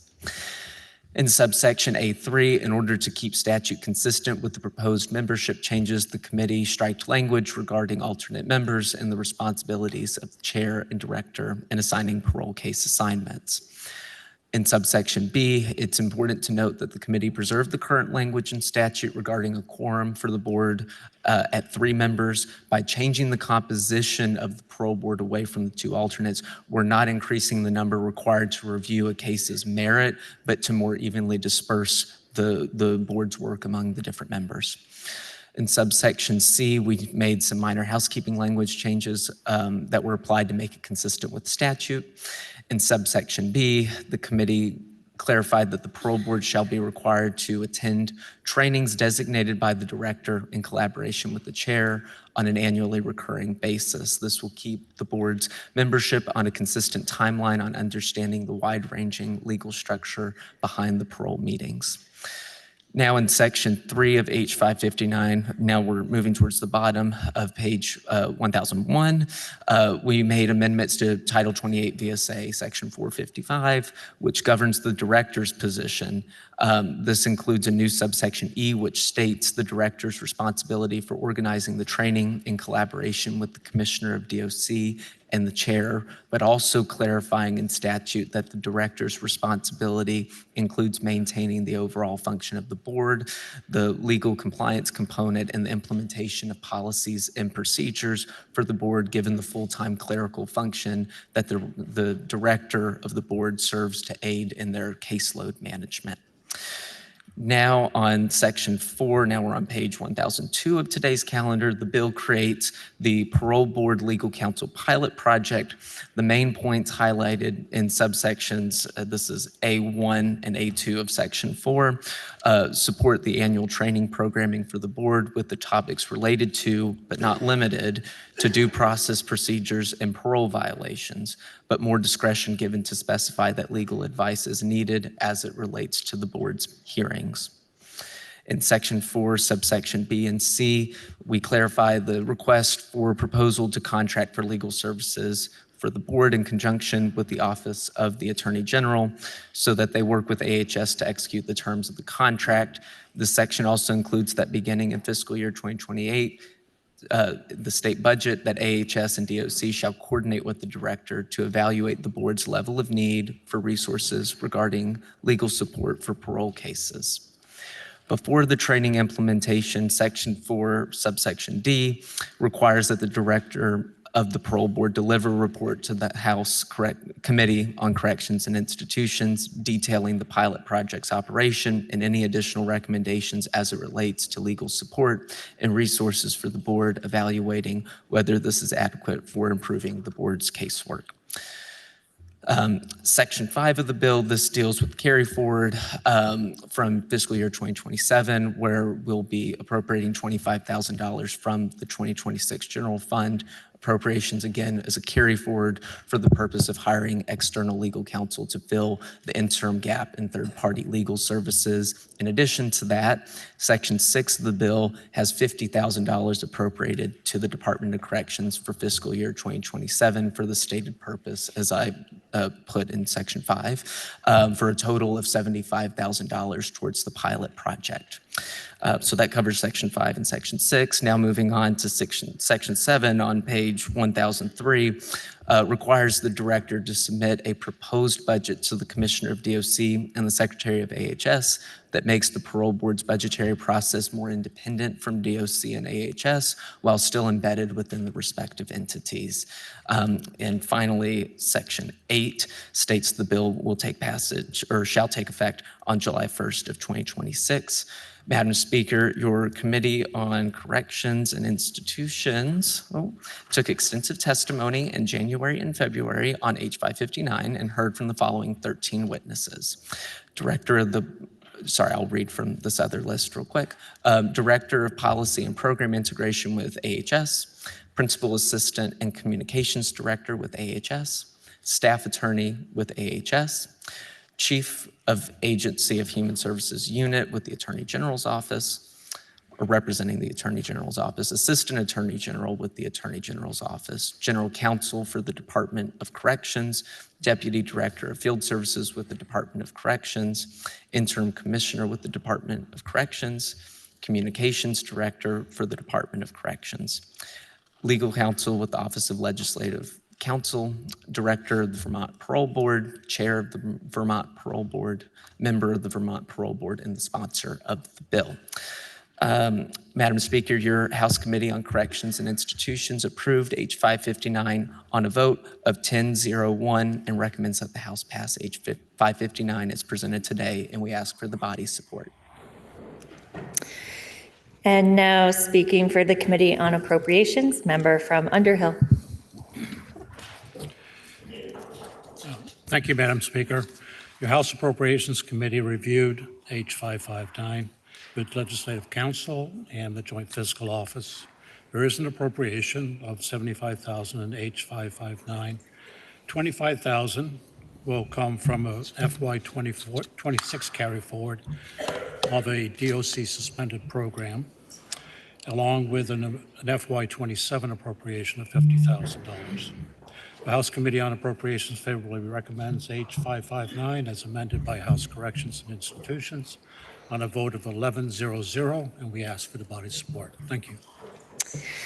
The question is, shall the bill be amended as recommended by the Committee on Corrections and Institutions? Are you ready for the question? If so, all those in favor, please say aye. All those opposed, please say nay. The ayes appear to have it. The ayes do have it, and you have amended the bill. Now the question is, shall the bill be read a third time? Are you ready for that question? If so, all those in favor, please say aye. All those opposed, please say nay. The ayes appear to have it. The ayes do have it, and third reading is ordered. Now we'll take up House Bill 814, which is an act relating to neurological rights and the use of artificial intelligence technology in health and human services. The bill was referred to the Committee on Health Care, which recommends that the bill be amended as printed in today's calendar. The member from Burlington, Representative Chino, will speak for the committee. Carrying an appropriation, the bill was then referred to the Committee on Appropriations, which recommends that the bill ought to pass when amended as recommended by the Committee on Health Care. The member from Linden, Representative Feltus, will speak for that committee. Please listen to the second reading of the bill. H 814, an act relating to neurological rights and the use of artificial intelligence technology in health and human services. Member from Burlington. Madam Speaker, may I start by quoting the epitaph from Responsibilities and Other Poems by the Irish author William Butler Yeats. You may. In dreams begin responsibility. Madam Speaker, dreams of artificial intelligence are no longer science fiction. Artificial intelligence is now reality in every part of human life. Our hospitals, our clinics, our schools, and even our brains. And so begins our responsibility to prevent a nightmare. Our dreams of technological innovation can advance human health and well-being while protecting the integrity of the mind. H814 promotes the responsible and ethical use of artificial intelligence in health and human services by establishing neurological rights and by using present tools of state government to inform our future decisions. We are in the midst of a technological revolution, one that is giving rise to learning machines modeled after us, neural networks that seem to take on a life of their own as if sparked by the fire of Prometheus. Together, artificial intelligence and neurotechnology are reshaping what it means to be human as the boundaries between mind and machine begin to blur. Neurotechnologies can be used for assessment, such as neuroimaging and thermography, and for intervention, including transcranial stimulation, implants, and brain-machine interfaces. Brain implants allow paralyzed individuals the ability to control computers with their thoughts. Non-invasive wireless devices that connect with the nervous system are already available and may soon become widely used to deepen self-awareness and help people unlock more of their potential. Emerging neurotechnologies and artificial intelligence are both a boon and a bane. While developers work to overcome disabilities, they are also pushing towards augmentation, expanding human abilities beyond their natural limits. Madam Speaker, may I read a quote from the first recipient to receive a Neuralink brain implant to address a spinal cord injury that left him paralyzed, Noah Arbo. You may. Neuralink didn't just change what I can do. It changed what I believe I'm capable of. It gave me hope.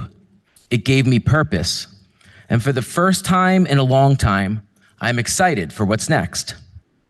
Madam Speaker, technological advances may improve quality of life, but at what cost? As the barrier between bot and brain blurs, what might we lose? privacy, individuality, liberty. Madam Speaker, may I share a quote from the written testimony of Sean Pizowski, practicing neurologist and medical director at the NeuroRights Foundation. You may. In my clinical practice as a neurologist, I care for patients with epilepsy, depression, traumatic brain injury, and neurodegenerative disease. Increasingly, devices and platforms can measure brain signals outside of traditional medical settings. When those signals are combined with powerful AI systems, they can reveal patterns about mood, cognitive vulnerability, and even emerging psychiatric risk. For a patient struggling with severe depression, neural data may reflect physiologic markers associated with suicidality before a crisis occurs. For a family navigating early dementia, it may reveal subtle changes in neural function before functional decline is obvious. These technologies hold tremendous promise, but if neural data is misused, sold, or manipulated without meaningful consent, the consequences are not merely commercial. They affect autonomy, dignity, and mental health itself. Madam Speaker, there's an Irish proverb that says, "Tu smalia nahibra." A good start is half the work. And H814 marks an important first step in protecting human rights by establishing basic guardrails, making Vermont the first state in the nation to codify neurological rights and building on its legacy of leadership in artificial intelligence. In 2018, Vermont became the first state in the nation to establish a formal task force to study artificial intelligence and recommend policies for responsible growth and regulation. In 2022, the General Assembly created a division of artificial intelligence within the Agency of Digital Services, complete with a director, advisory council, code of ethics, and a public inventory of the state's use of artificial intelligence. Today, the Vermont model is internationally recognized as a proactive framework that safeguards the public good without stifling private sector innovation. H814 builds on this respected state resource by empowering it to examine additional steps needed to promote the ethical and responsible use of artificial intelligence in healthcare, human services, and beyond. Please feel free to follow along starting on page 1020 of today's calendar as we review the details of H814. In section 1, we have legislative intent to protect human rights, promote equity, increase efficiency, enhance accessibility, create transparency, and guarantee accountability in healthcare and human services through the ethical and responsible use of artificial intelligence technology. To maximize the benefits and minimize the risks, to promote the ethical and responsible use in service delivery, coverage determinations, and access, to prevent harm from the use of augmented and other artificial intelligence, to improve the experience of patients, providers, and payers, and to improve quality of care, drive positive health outcomes, and cultivate population health. In section 2, we add to existing statute. In 18 VSA, we add a chapter, 42C, titled Neurological Rights.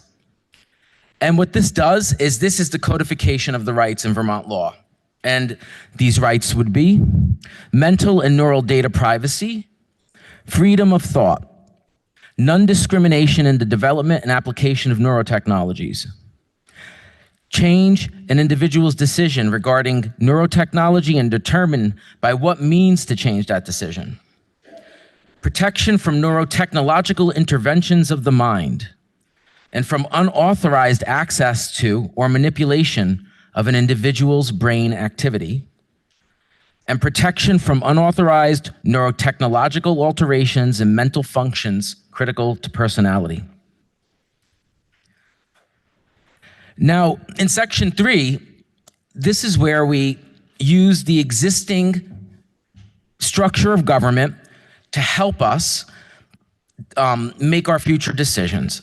And we start in section 3 by modifying the current membership of the Artificial Intelligence Advisory Council.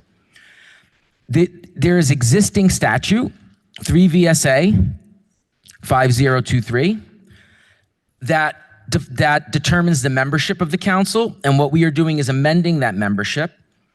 We are making a few adjustments. We are adding a member appointed by the National Association of Social Workers Vermont chapter to take the seat for the member with experience in the field of ethics and human rights. We're replacing the Commissioner of Health with the Secretary of Human Services or designee, just to reflect the agency versus a piece of the agency in state government.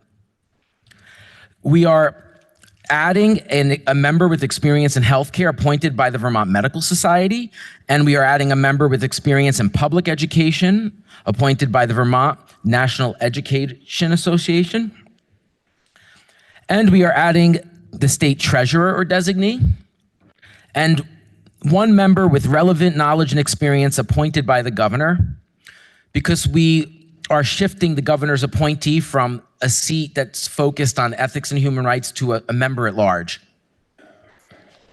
We're also changing the sunset.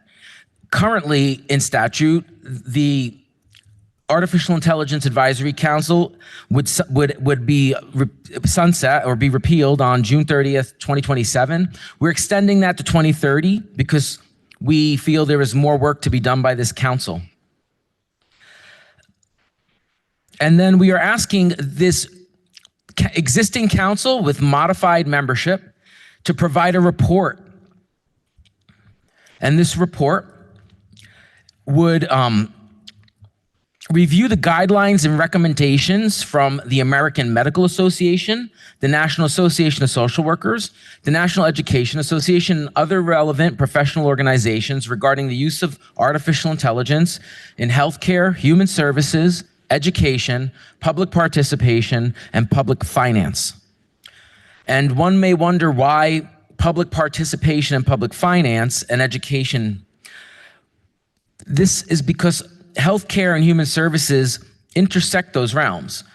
And there's promise for the use of artificial intelligence in our budgeting, in the budgeting of, and as well as in public engagement. So it makes sense to roll all of these things into this report to get the most for the investment. We also asked that they research existing and potential, well, I said that already, and forgive me. And then the last, number two, I kind of said, talking about number one. Number three, we asked them to create opportunities for public education and engagement in the development of AI policy. And this goes back to the spirit of the original task force, that in the process of making a report and studying, we can engage the public, and we can learn from the public, and we can educate the public. And what Vermont has set an example for the world, that the best policy is, for something as transformative as AI is made when it's made transparently and openly.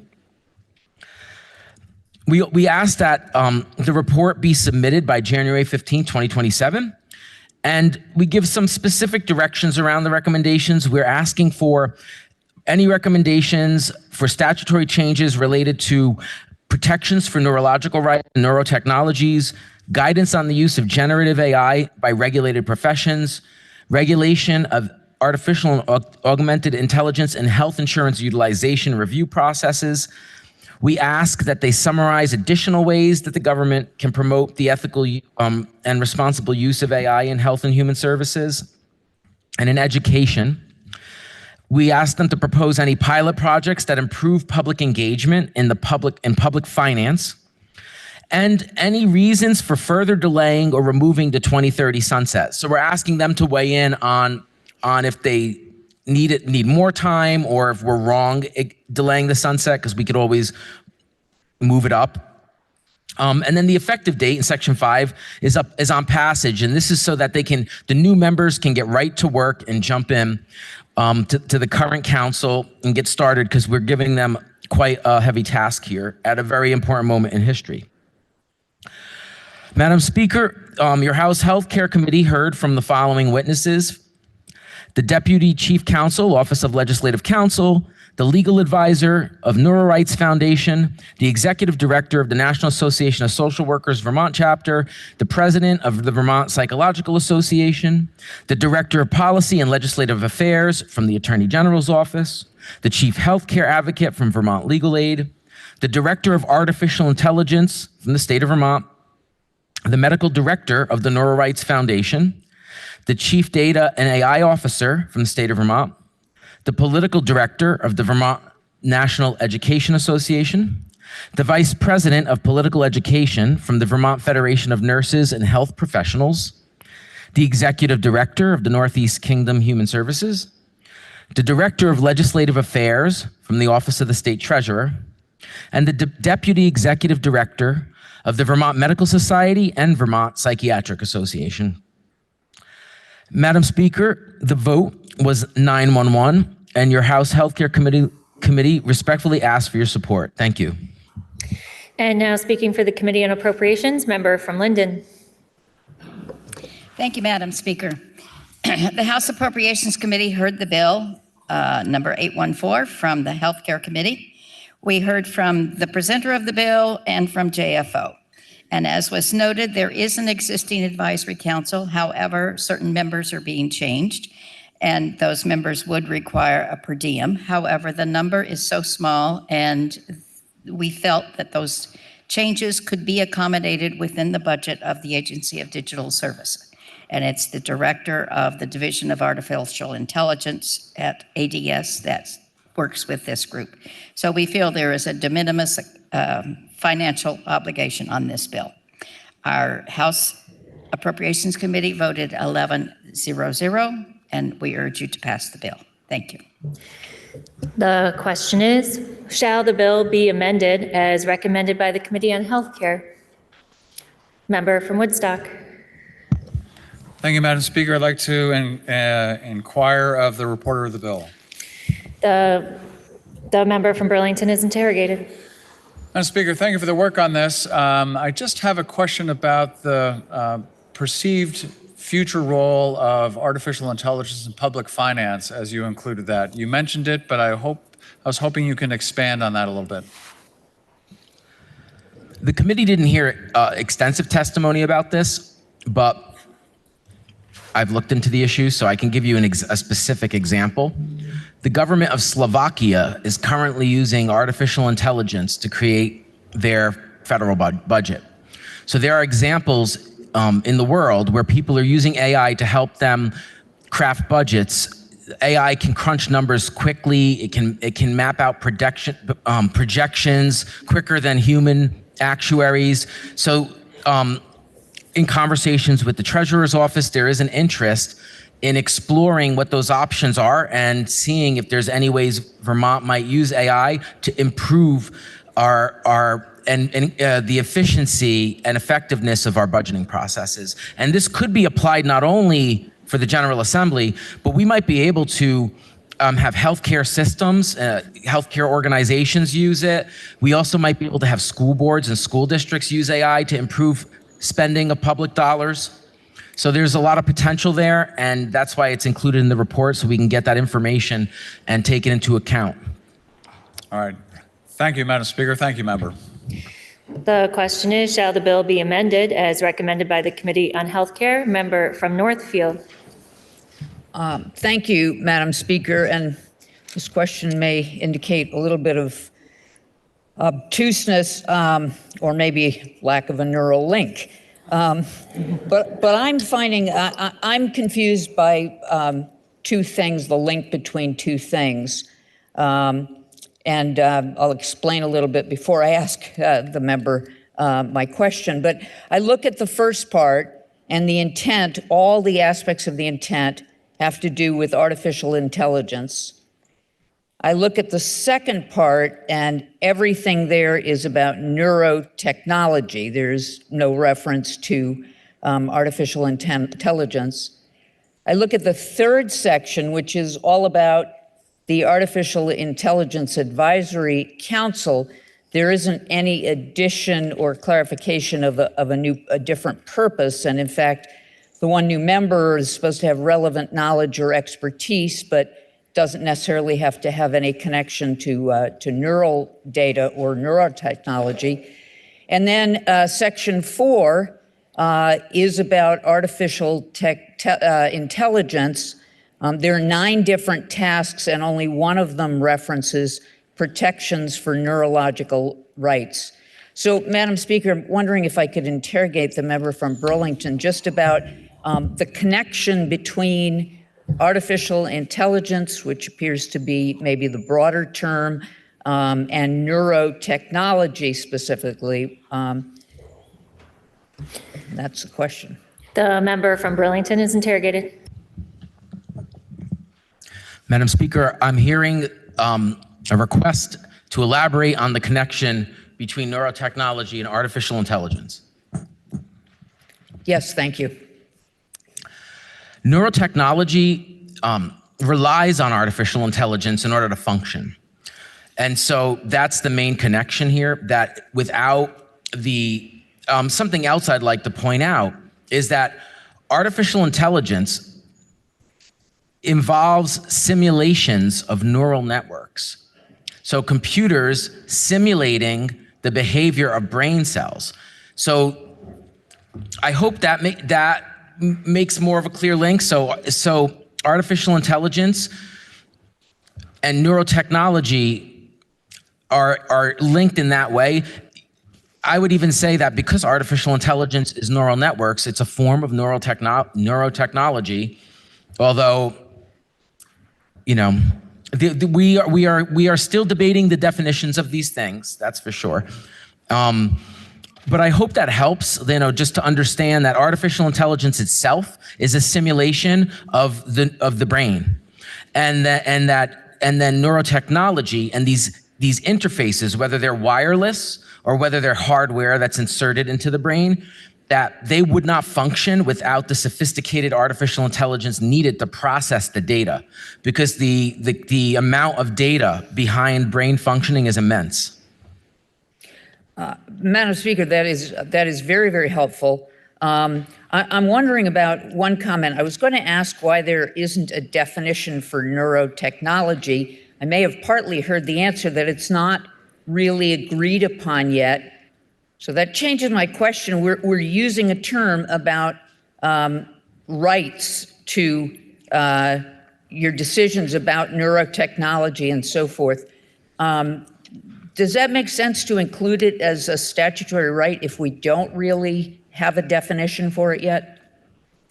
I would say that based on the past behavior of humans, it's in our best interest to set guardrails up before it's too late. And this technology is moving so fast that we decided we didn't have the time to really dig in to the details. So we made the decision to establish rights and have the council come back with that information in a year.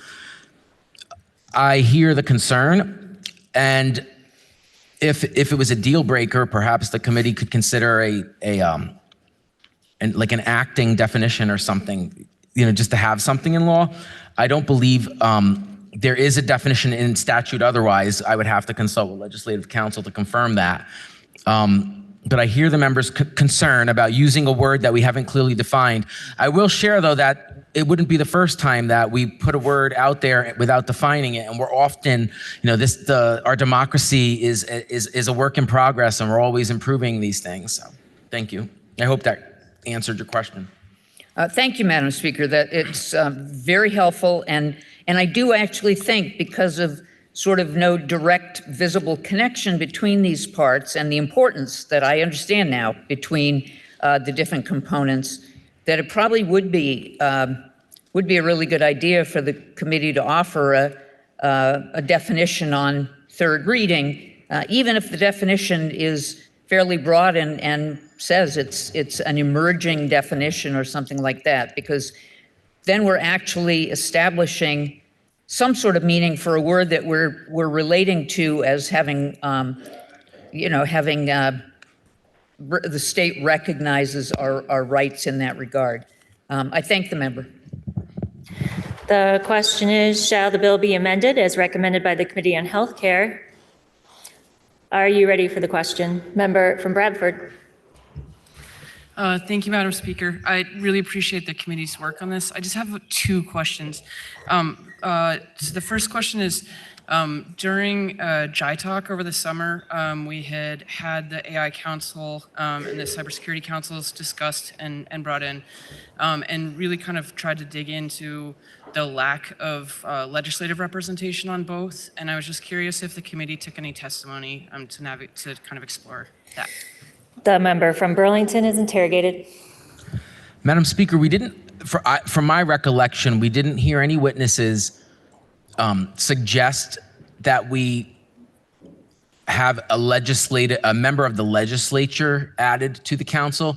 The committee did discuss we extensively and in exhaustive fashion discussed the membership of this council and why this piece but not that, like why the attorney general, why the treasurer, why the governor, why not this, why not that? And the committee talked about why not a legislator.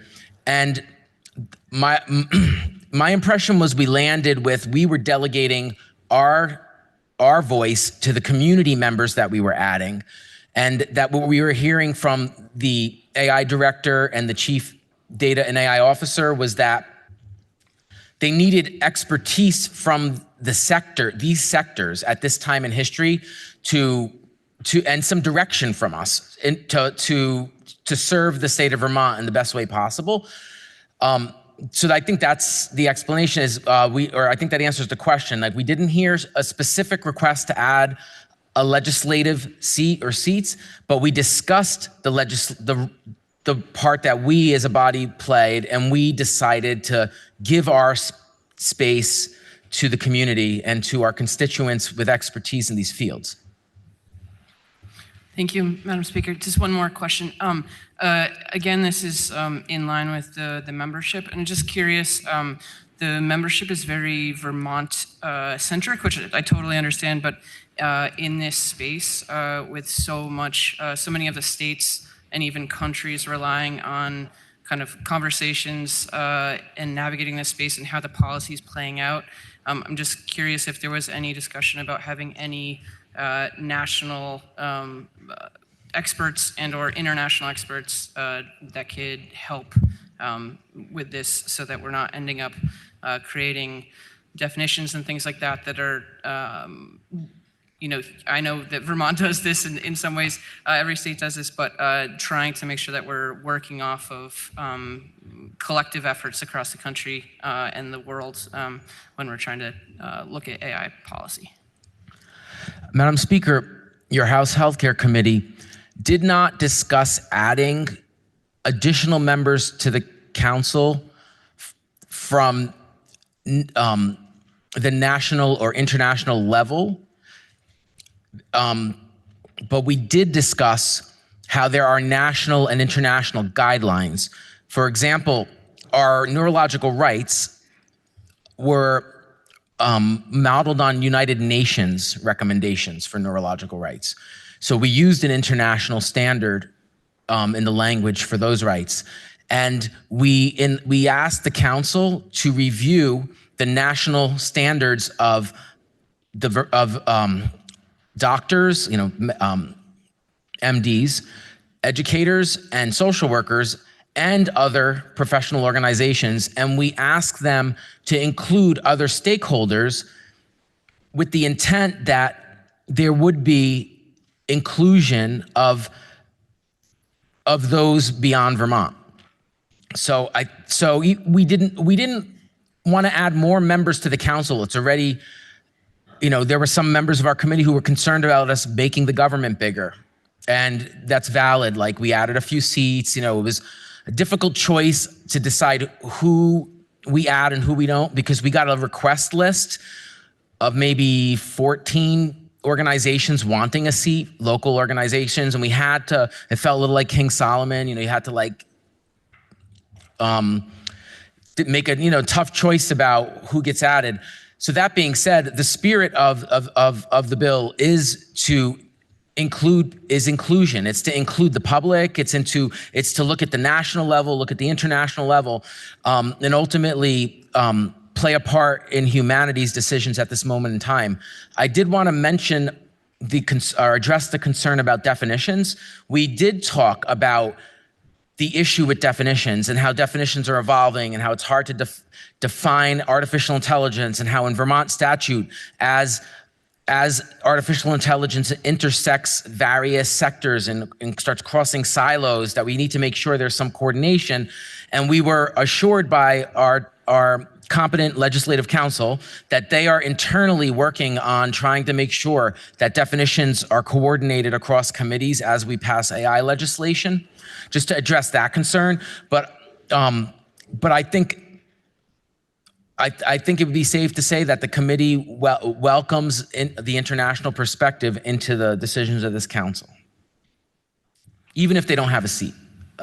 Thank you. Member from Williston. I want to say I deeply appreciate the committee's work and the members' work on this issue. And I have one question, if I may ask the presenter of the bill. The member from Burlington is interrogated. This is another question about the membership on the advisory council.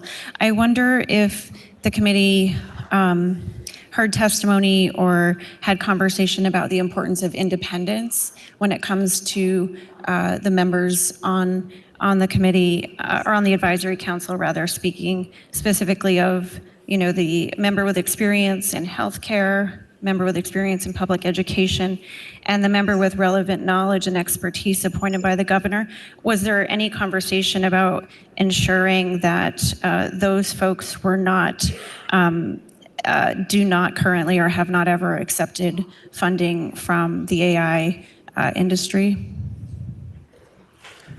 Madam Speaker, there was not discussion about that particular concern, nor is it reflected in the current statute from my understanding. I thank the member. It's certainly an issue that I'm interested in finding ways to ensure that the counsel we receive from bodies such as this is in fact independent, rather than asking those who would be regulated to provide advice and counsel on necessary safeguards and regulations. So I thank the member and may be offering an amendment before third reading. Thank you. The question is, shall the bill be amended as recommended by the Committee on Healthcare? Are you ready for the question? If so, all those in favor, please say aye. Aye. All those opposed, please say nay. The ayes appear to have it. The ayes do have it, and you have amended the bill. Now the question is, shall the bill be read a third time? Are you ready for that question? If so, all those in favor, please say aye. Aye. All those opposed, please say nay. The ayes appear to have it. The ayes do have it, and third reading is ordered. Now we'll turn to House Bill 816, which is an act relating to regulating the use of artificial intelligence in the provision of mental health services. The bill was referred to the Committee on Healthcare, which recommends that the bill be amended as printed in today's calendar. The member from Colchester, Representative Critchlow, will speak for the committee. Please listen to the second reading of the bill. H 816, an act relating to regulating the use of artificial intelligence in the provision of mental health services. Member from Colchester. Thank you, Madam Speaker. Today I'll be introducing 816, a strike all amendment on a bill that establishes reasonable guardrails around the use of artificial intelligence in mental health practices. I'm sure you all want to hear more about AI right now, because I've learned a lot. Artificial intelligence is rapidly becoming integrated into many aspects of our daily lives, including tools that claim to offer emotional support, mental health guidance, and therapeutic assistance. While these technologies have the potential to increase access to information and support, they also present significant risks when used without appropriate oversight, particularly in areas as sensitive and complex as mental health care. Mental health treatment requires professional judgment, ethical responsibility, confidentiality protections, and accountability. AI systems, while powerful, do not possess clinical training, licensure, or the ability to understand the full human context behind someone seeking help. H816 does not seek to prohibit innovation. Instead, it sets to clear boundaries to ensure that artificial intelligence is not used to replace licensed mental health professionals or misrepresent itself as providing professional care. This bill is designed to protect patients, support responsible use of technology, and ensure transparency when AI tools are involved in mental health-related services. By establishing these guardrails now, Vermont can encourage innovation while prioritizing safety, dignity, and the well-being of individuals seeking mental health services. This bill is about protecting people at vulnerable moments in their lives and ensuring that technology serves as a support tool, not a substitute for qualified professionals. And now I'll just walk through the bill real quick. It's on page 1024 in today's calendar. The purpose and intent, section 1, is to establish the purpose of the bill is to set reasonable guardrails for the use of artificial intelligence in mental health context. It recognizes that AI tools are becoming more common, but makes clear that they cannot replace licensed mental health professionals. The intent is to protect patients, ensure transparency, and support responsible innovation while maintaining professional standards of care. Section 2 is the definitions in this bill, mostly to define what a mental health care professional is. Section 3 restricts on AI representing mental health care. I'm sure everyone has heard of some of those chat GDP errors that have happened in mental health and mental health care using these tools. Section 3 establishes that AI systems not represent themselves as licensed mental health care providers and imply that they are providing professional therapy. This prevents misleading claims and protects individuals who may believe they are receiving professional care when interacting with an automated system. And Section 4 requires clear disclosure when AI tools are being used in mental health-related interactions. Users must be informed that they are communicating with an AI system and not a licensed professional. This goal is transparency so individuals understand the nature and the limitations of the technology. And Section 5 is for consumer protection and oversight.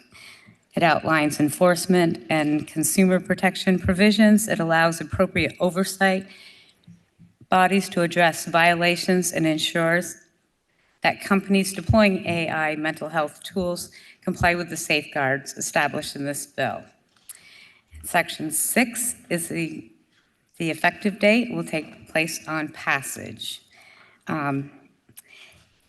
Your Healthcare Committee heard from the following: Senior Director of Partnerships of the National Council for Mental Well-Being, Executive Director of the National Association of Social Workers, the Vermont chapter, Legislative Council, Office of Legislative Counsel, Executive Director from the Northeast Kingdom of Human Services, and the Deputy Executive Director of Vermont Medical Society and Vermont Psychiatric Association. Your Healthcare Committee voted this out favorably with a vote of 11-0-1, and we ask for your support.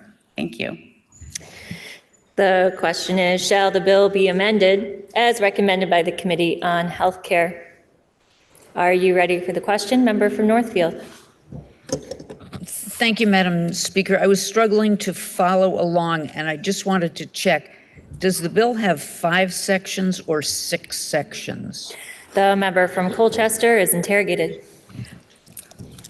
Wow, let's see, I did this all weekend, so I should know this by heart. It does have 6 sections. Section 6 establishes when the legislation will take place. That's the effective date. Madam Speaker, is it amended from what was in the House calendar? Because I may be in the wrong section. I believe it has section 5, Madam Speaker. You're on- absolutely right. I wrote a lot of things over the weekend. There are 5 sections. I apologize. I have it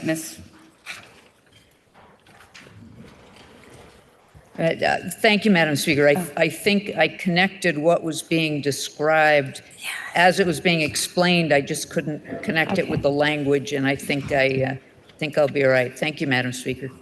I apologize. The question is, shall the bill be amended as recommended by the Committee on Health Care? Are you ready for the question? Member from Burlington. Madam Speaker, may I interrogate the presenter of the bill? The member from Colchester is interrogated. Madam Speaker, did the committee consider, making this apply to healthcare more broadly? And why is it narrowed down to just mental health care?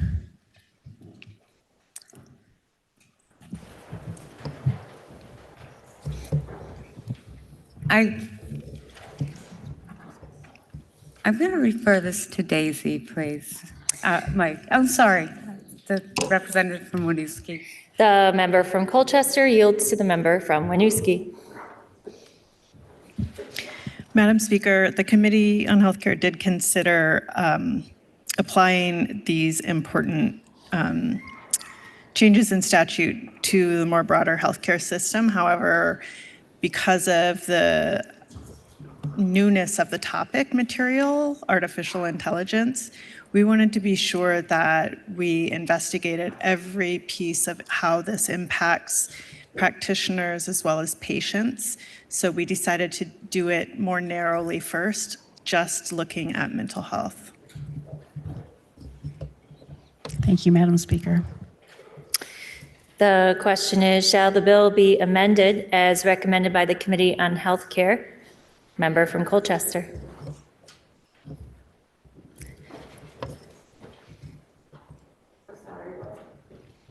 What was the question? The member from Colchester will yield to the member from Essex. Thank you. Thank you, Madam Speaker. I'd just like to correct that the vote out of our committee was 10-0-1. So the question is, shall the bill be amended as recommended by the Committee on Health Care? Are you ready for the question? If so, all those in favor, please say aye. Aye. All those opposed, please say nay. The ayes appear to have it. The ayes do have it, and you have amended the bill. Now the question is, shall the bill be read a third time? Are you ready for that question? If so, all those in favor, please say aye. Aye. All those opposed, please say nay. The ayes appear to have it. The ayes do have it, and third reading is ordered. Up next is House Bill 887, which is an act relating to crime victim status under the Fair Employment Practices Act. Member from Fairfax. Madam Speaker, I move that we postpone H 887 one legislative day. The member from Fairfax moves that we postpone action on House Bill 887 for one legislative day. Are you ready for the question? If so, all those in favor, please say aye. Aye. All those opposed, please say nay. The ayes appear to have it. The ayes do have it, and you have postponed action on House Bill 887 for one legislative day. Next is House Bill 917, which is an act relating to military affairs. Will the House stand in recess for a moment?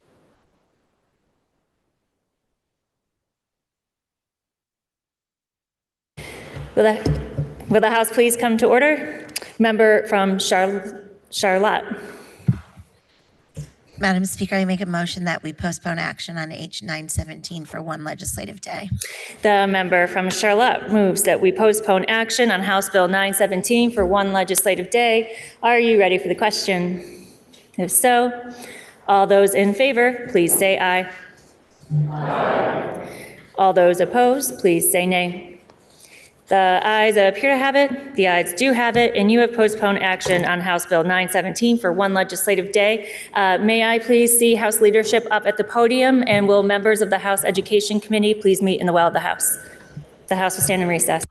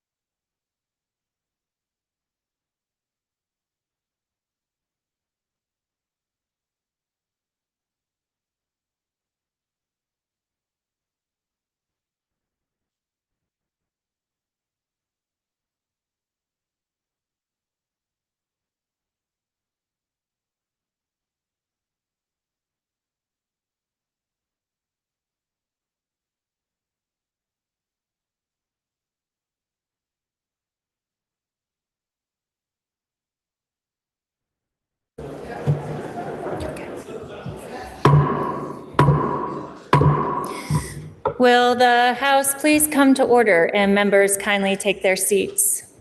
Will the House please come to order?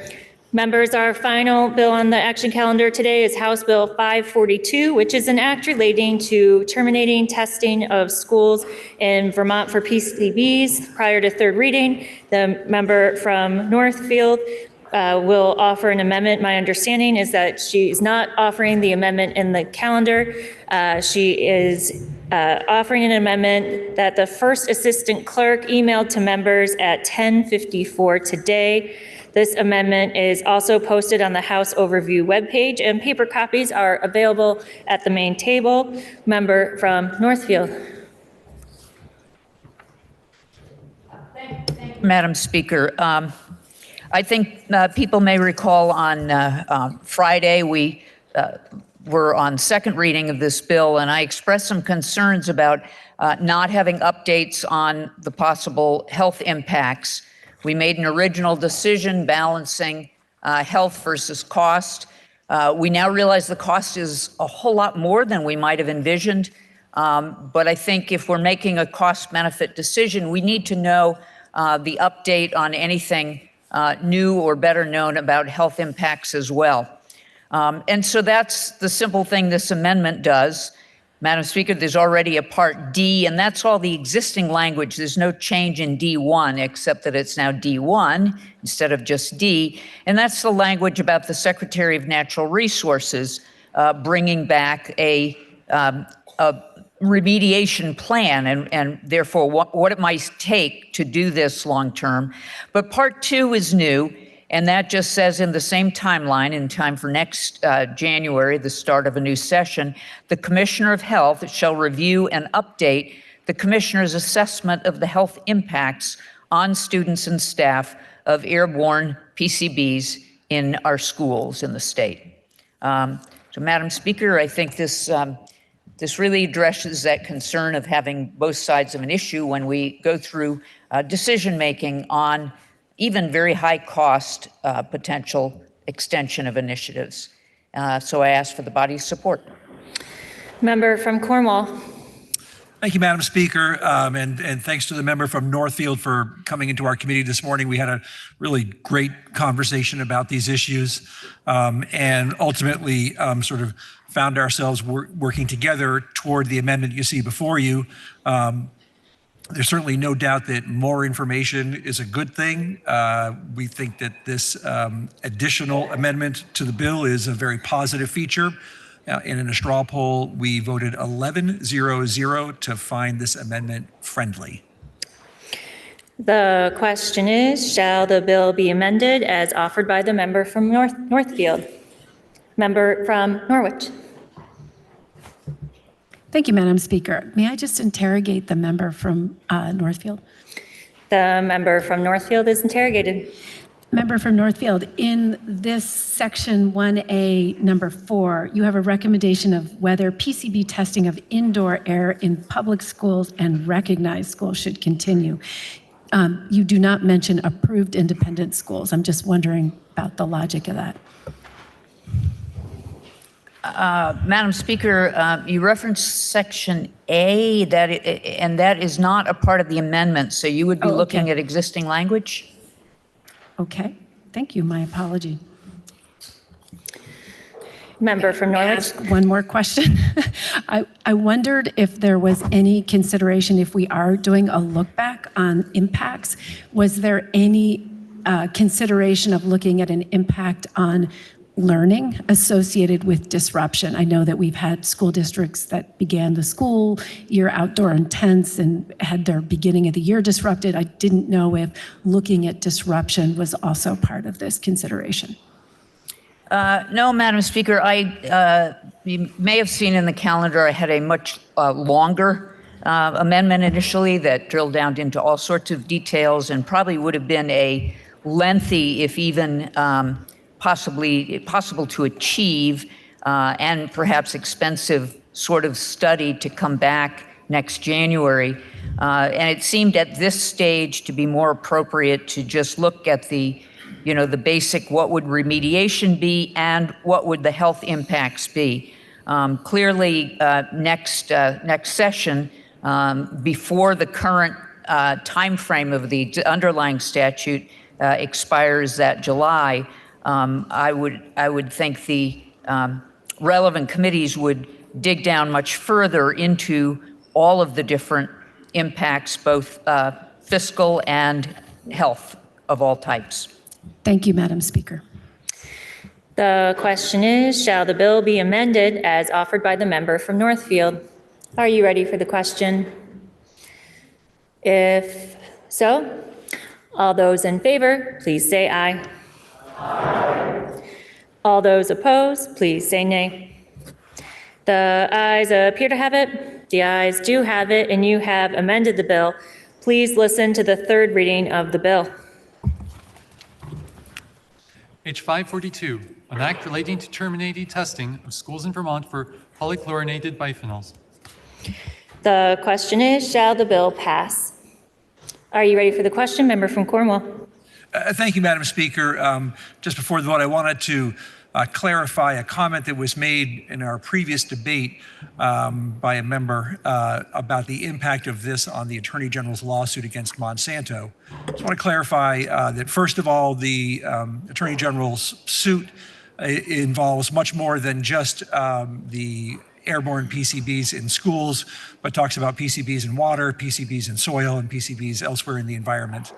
And that I would also just point out that the lawsuit requires injured parties, and I think that we have had 47 schools that have triggered the action levels that in and of themselves show damage.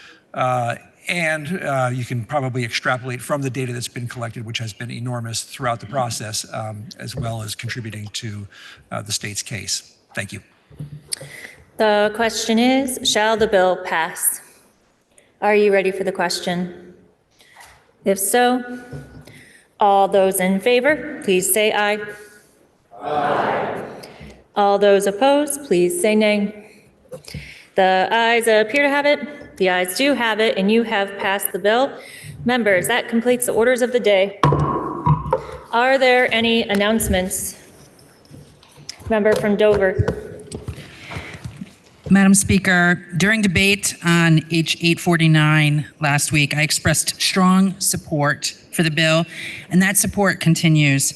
However, over the weekend, I have had the opportunity to consider my words and have determined that I used a phrase that did not reflect the level of respect I believe we must hold for differing opinions in this body.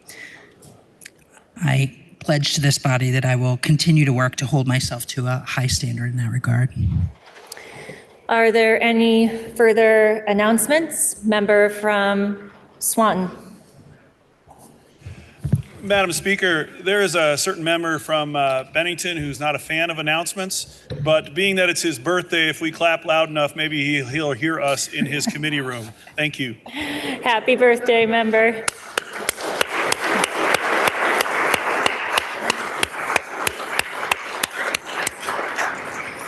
Are there any further announcements? Member from Essex Junction.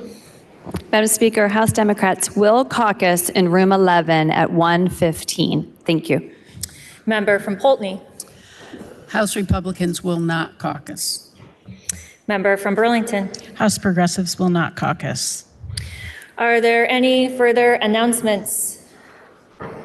Member from Hartford.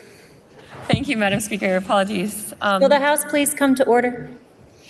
I'd like to invite the body to an event happening tomorrow. The Public Health Caucus has invited Katie Stetler, the Director of Performance Improvement at the Vermont Department of Health, to present on the state's new State Health Improvement Plan. The SHIP is a 5-year roadmap for ensuring that all people and communities in Vermont have inclusive, equitable, and sustainable access to opportunities for health and well-being. It provides a framework for how agencies, communities can take steps to address the most important health needs for people in the state. Please join us for this presentation and a catered lunch in room 267 in the pavilion, or apologies, room 10 from 12 to 1 tomorrow with the Public Health Caucus. Thank you. Are there any further announcements? Seeing none, member from Poultney, can you please offer us a motion to adjourn until Wednesday, March 18th at 1 p.m.? Madam Speaker, I make a motion this body stand in adjournment until Wednesday, March 18th, 2026 at 1 p.m.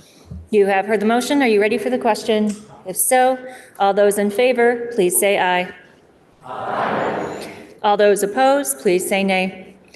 The ayes appear to have it. The ayes do have it, and this body stands in adjournment until tomorrow.